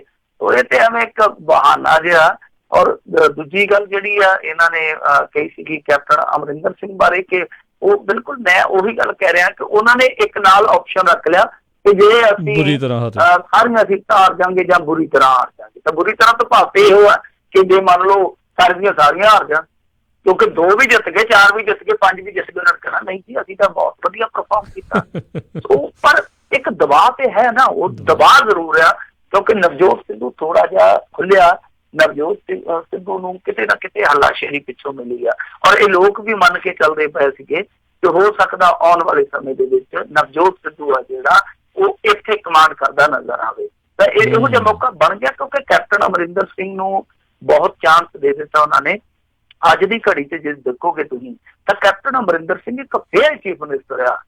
ਜੇ ਆਪਾਂ ਪ੍ਰਾਪਤੀਆਂ ਵੱਲੋਂ ਵੇਖੀਏ, 2.5 ਸਾਲ ਥੋੜਾ ਨਹੀਂ ਹੁੰਦਾ ਵਕਵਾ, 2.5 ਸਾਲ ਨਾ ਤੁਸੀਂ ਇਕਨੋਮੀ ਵਾਲੇ ਪੱਖੋਂ ਕੋਈ ਰਿਵਾਈਵਲ ਕੀਤਾ ਇਹੋ ਜਿਹਾ ਜਿਹੜਾ ਇੱਕ ਮਾਰਕੇ ਦਾ ਹੋਵੇ, ਨਾ ਤੁਸੀਂ ਰੁਜ਼ਗਾਰ ਜਿਹੜਾ ਉਹ ਜਨਰੇਟ ਕਰ ਸਕੇ, ਪਾਣੀ ਤੇ ਕੋਈ ਕੰਮ ਨਹੀਂ ਕਰ ਸਕੇ, ਤੁਸੀਂ ਕਿਸੇ ਵੀ ਹੱਦ ਤੱਕ ਇੱਕ ਐਸਾ ਆਪਣਾ ਮਿਆਰ ਨਹੀਂ ਸਥਾਪਿਤ ਕਰ ਸਕੇ ਜਿੱਥੇ ਜਾ ਕੇ ਇੱਕ ਉਮੀਦ ਵੀ ਵੱਜਦੀ ਹੋਵੇ ਕਿ ਹਾਂ ਭਾਈ ਇੰਨਾ ਕੁ ਕਰ ਗਏ, ਉਸ ਮਿਆਰ ਨੂੰ ਦੇਖ ਕੇ ਅਸੀਂ 2 ਸਾਲ ਹੋਰ ਇੰਤਜ਼ਾਰ ਕਰ ਲੈਂਦੇ ਹਾਂ ਤਾਂ ਇਹ ਮਿਆਰ ਉਹ ਤੋਂ ਵੀ ਉੱਤੇ ਚਲਾ ਜਾਊਗਾ। ਤਾਂ ਕਹਿਣ ਦਾ ਭਾਵ ਇੱਕੋ ਇੱਕ ਕੀਤਾ ਜੀ, ਕਰਜ਼ਾ ਅਸੀਂ ਥੋੜਾ ਜਿਹਾ ਮਾਫ ਕਰ ਦਿੱਤਾ। ਤਾਂ ਕਰਜ਼ਾ ਆਪਣੇ ਵਾਅਦੇ ਤੋਂ ਉਲਟ ਕੀਤਾ ਇਹਨਾਂ ਨੇ। ਵਾਅਦਾ ਕੀਤਾ ਸੀਗਾ ਕਿ ਸਾਰਾ ਕਰਜ਼ਾ ਨਿਪਟਾਵਾਂਗੇ, ਤਾਂ ਉਹ ਕੰਡੀਸ਼ਨਾਂ ਰੱਖ ਦਿੱਤੀਆਂ, ਉਹਦੇ ਮੁਤਾਬਕ ਇਹਨਾਂ ਨੇ ਉਹ ਠੀਕ 1-2 ਖੇਤਰਾਂ 'ਚ ਚੰਗਾ ਕੰਮ ਕੀਤਾ, ਪਰ ਬਾਕੀ ਸਭ ਕੁਛ ਉਸ ਤਰ੍ਹਾਂ ਹੀ ਆ। ਨਾ ਇਹਨਾਂ ਤੋਂ ਮਾਫੀਆ ਖਤਮ ਹੋਇਆ।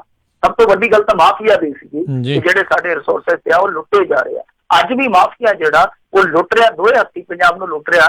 ਸਿੱਧੂ ਨੇ ਤੇ ਅੱਜ ਇੱਕ ਬਿਆਨ ਹੋਰ ਵੀ ਦਿੱਤਾ ਸੀਗਾ, ਮੈਂ ਤੁਹਾਡੀ ਦ੍ਰਿਸ਼ਟੀ ਗੋਚਰ ਕਰ ਦਿੰਦਾ ਜੀ। ਉਹਨੇ ਆਖਿਆ ਰੇਤੇ ਵਾਲਾ ਜਿਹੜਾ ਕਮਿਸ਼ਨ ਬਣਾਉਣਾ ਸੀਗਾ ਉਹਦੇ ਬਾਬਤ ਮੈਂ 75 ਵਾਰੀ ਫਾਈਲ ਲੈ ਕੇ ਇਹਨਾਂ ਦੇ ਕੋਲ ਗਿਆ। ਉਹਨੇ ਖੁਦ ਕੈਪਟਨ ਦਾ ਨਾਮ ਲਿਆ ਕਿ ਮੈਂ 75 ਵਾਰੀ ਫਾਈਲ ਲੈ ਕੇ ਗਿਆ ਇਹਨਾਂ ਦੇ ਕੋਲ। ਨਹੀਂ, ਕੀ ਕਰੀਏ, ਰੇਤਾ ਖਾਈ ਜਾਂਦੇ। ਹੁਣ ਤੁਸੀਂ ਦੇਖੋ ਕਿ ਮਾਹੌਲ ਕਿੱਧਰ ਨੂੰ ਬਣਦਾ ਪਿਆ। ਜੀ ਜੀ ਜੀ ਅਗਲੇ ਜਿਹੜੇ ਕਾਲਰ ਆਪਣੇ ਨਾਲ ਜੁੜੇ ਨੇ ਸਰਦੂਲ ਸਿੰਘ ਜੀ, ਸਤਿ ਸ਼੍ਰੀ ਅਕਾਲ ਜੀ, ਸਵਾਗਤ ਹੈ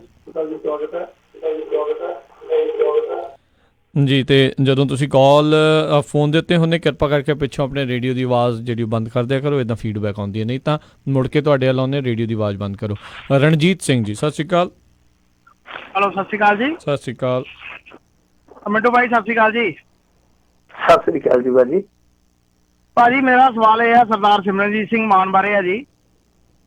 ਇਹ ਮੰਨ ਲਓ ਵੀ ਹੁਣ ਜਿੱਤਦੇ ਨੇ ਤੇ ਕਿਰਪਾਨ ਦਾ ਮੁੱਦਾ ਉਦਾਂ ਦਾ ਉਦਾਂ ਰਹੂਗਾ ਕਿ ਬਦਲੀ ਹੋ ਜਾਏਗਾ? ਜੇ ਬਦਲੀ ਹੋ ਜਾਏਗਾ ਤੇ 30 ਸਾਲ ਪਹਿਲਾਂ ਕੀ ਸੀ ਜਿਹੜਾ ਹੁਣ ਮਤਲਬ ਕਿ ਚੇਂਜ ਹੋ ਜਾਏਗਾ? ਇਹ ਤੇ ਆਮ ਦਾ ਵੀ ਜਵਾਬ ਦੇ ਸਕਦੇ ਆ। ਇਹ ਤਾਂ ਜੀ ਬਹੁਤ ਨੇ ਵਿੱਚ ਜੀ। ਪਹਿਲੀ ਗੱਲ ਤਾਂ ਉਹਨਾਂ ਨੇ ਜਿੱਤਣਾ ਨਹੀਂ ਹੈਗਾ, ਇਹ ਮੇਰੀ ਗਰੰਟੀ ਹੈ। ਤੇ ਜੇ ਜਿੱਤ ਜਾਂਦੇ ਆ ਫਿਰ ਉਹ ਹੀ ਜਵਾਬ ਦੇਣਗੇ ਤੁਹਾਡੀਆਂ ਗੱਲਾਂ ਦਾ, ਕਿਉਂਕਿ ਜਿਹੜੀ ਉਹ ਗੱਲ ਉਦੋਂ ਵਾਪਰੀ ਸੀ, ਅਸੀਂ ਉਦੋਂ 6ਵੀਂ 7ਵੀਂ 'ਚ ਪੜ੍ਹਦੇ ਹੁੰਦੇ ਸੀ, ਉਦੋਂ ਸੁਰਤ ਸੰਭਲੇ ਸੀਗੇ। ਉਦੋਂ ਬਾਅਦ ਹਾਲਾਤ ਜਿਹੜੇ ਬਦਲੇ। ਪਹਿਲੀ ਗੱਲ ਤੇ ਜਿੱਤਣਾ ਨਹੀਂ ਆ, ਇਹ ਗੱਲ ਪੱਕੀ ਆ। ਸੰਗਰੂਰ ਦੇ ਵਿੱਚ ਤੇ ਉਹ 3-4 ਨੰਬਰ ਤੇ ਚਲੇ ਜਾਣ ਬਹੁਤ ਵੱਡੀ ਗੱਲ ਆ।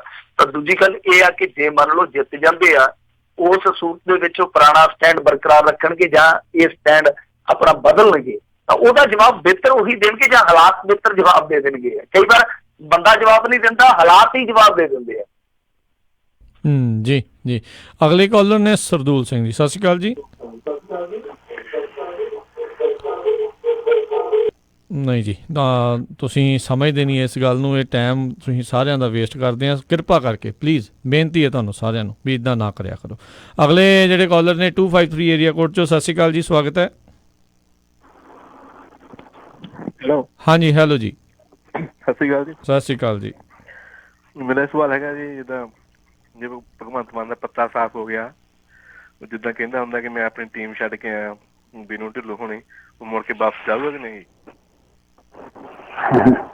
ਚੱਲ ਜੂਗਾ ਜੀ। ਦੇਖੋ ਪਹਿਲੀ ਗੱਲ ਤੇ ਇਹ ਹੈ ਕਿ ਰਾਜਨੀਤਿਕ ਲੋਕ ਜਿਹੜੇ ਆ ਉਹ ਹਾਰ ਕੇ ਵੀ ਰਾਜਨੀਤੀ ਚੋਂ ਬਾਹਰ ਨਹੀਂ ਜਾਂਦੇ।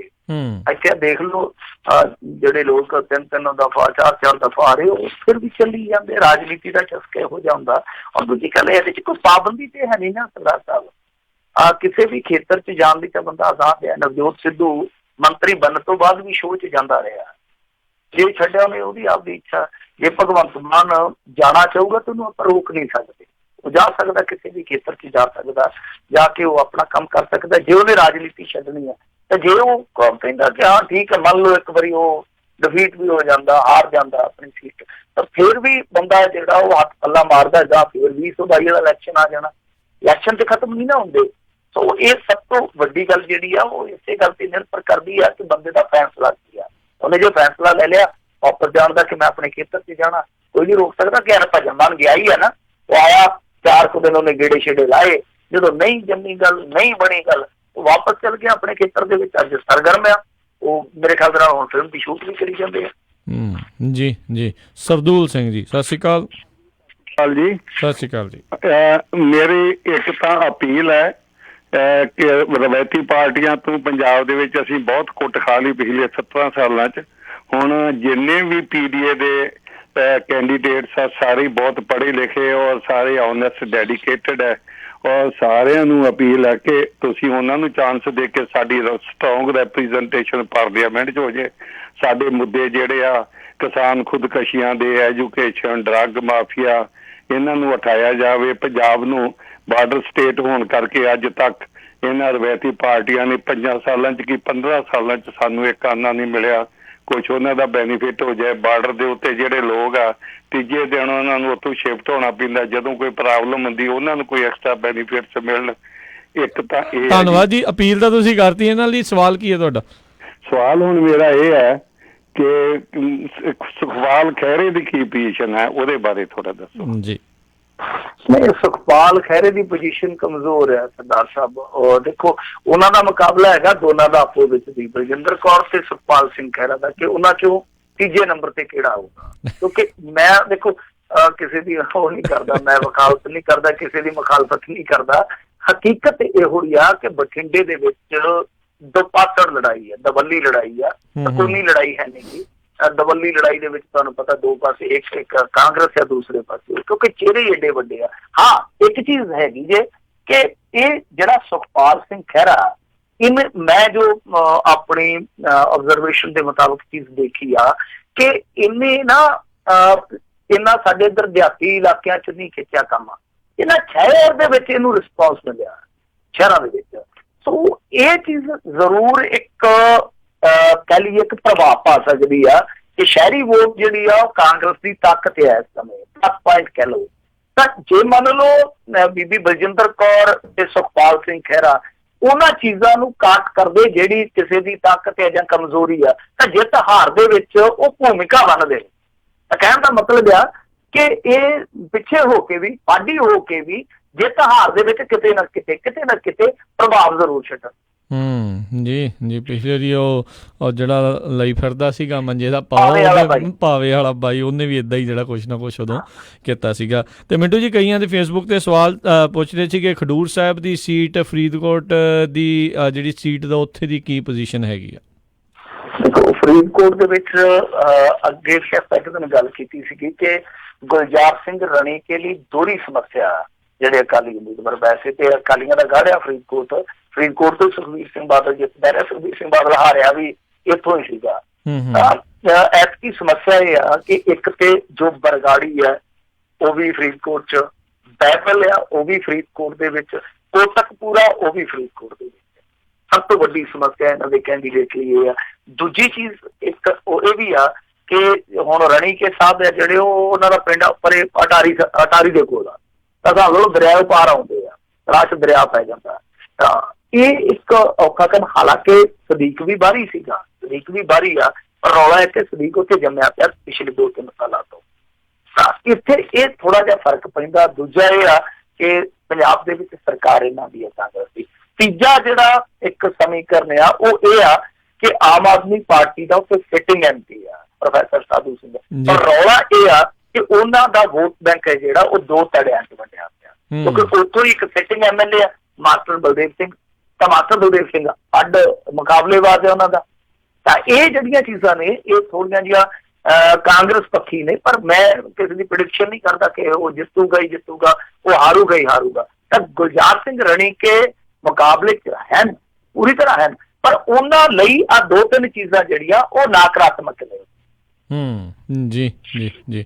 ਤੇ ਸਮਾਂ ਜਿਹੜਾ ਆਪਾਂ ਕਾਫੀ ਜਿਹੜਾ ਜੁੱਤੇ ਲੈ ਗਏ ਆ। ਥੈਂਕ ਯੂ ਮਿੰਟੂ ਜੀ, ਤੇ ਸਾਰੇ ਸਰੋਤਿਆਂ ਦਾ ਵੀ ਬਹੁਤ ਬਹੁਤ ਧੰਨਵਾਦ। ਹੋਰ ਕਾਲਾਂ ਤਾਂ ਆਪਾਂ ਨਹੀਂ ਲੈ ਸਕਾਂਗੇ, ਸਮਾਂ ਸਮਾਪਤ ਹੈ। ਤੇ ਕੱਲ ਨੂੰ ਫਿਰ ਜਿਹੜਾ ਜਿਹੜੀ ਇਹ ਪ੍ਰੋਗਰਾਮ ਲੈ ਕੇ ਹਾਜ਼ਰ ਹੋਵਾਂਗੇ, ਹੋਰ ਡੂੰਘਾਈ ਦੇ ਵਿੱਚ ਇਸ ਦੇ ਬਾਰੇ ਜਿਹੜੀ ਅਸੀਂ ਚਰਚਾ ਕਰਾਂਗੇ। ਸੋ ਇੱਦਾਂ ਹੀ ਪ੍ਰੋਗਰਾਮਾਂ ਨੂੰ ਸੁਣਦੇ ਰਿਹਾ ਕਰੋ। ਤੇ ਮਿੰਟੂ ਜੀ ਬਹੁਤ ਬਹੁਤ ਧੰਨਵਾਦ, ਬੜੀ ਮਿਹਰਬਾਨੀ, ਪਿਆਰ ਭਰੀ ਸਤਿ ਸ਼੍ਰੀ ਅਕਾਲ। ਮਿਹਰਬਾਨੀ ਜੀ, ਸਤਿ ਸ਼੍ਰੀ ਅਕਾਲ ਜੀ। ਤੇ ਸਰੋਤਿਓ, ਇੱਥੇ ਸਾਡਾ ਅੱਜ ਦਾ ਇਹ ਪ੍ਰੋਗਰਾਮ ਖਬਰ ਤੇ ਨਜ਼ਰ ਸਮਾਪਤ ਆ। ਮਿਲਦੇ ਹਾਂ ਅਗਲੀ ਵਾਰ, ਉਦੋਂ ਤੱਕ ਲਈ ਸਾਡੇ ਦੋਨਾਂ ਵੱਲੋਂ ਤੁਹਾਨੂੰ ਸਾਰਿਆਂ ਨੂੰ ਪਿਆਰ ਸਤਿਕਾਰ ਸੇ ਨਿੱਘੀ ਜਿਹੀ ਸਤਿ ਸ਼੍ਰੀ ਅਕਾਲ। ਜਿਉਂਦੇ ਵਾਸਤੇ ਰਹੋ, ਹੱਸਦੇ ਖੇਲਦੇ ਰਹੋ, ਸੁਣਦੇ ਰਹੋ ਪੰਜਾਬੀ ਰੇਡੀਓ USA।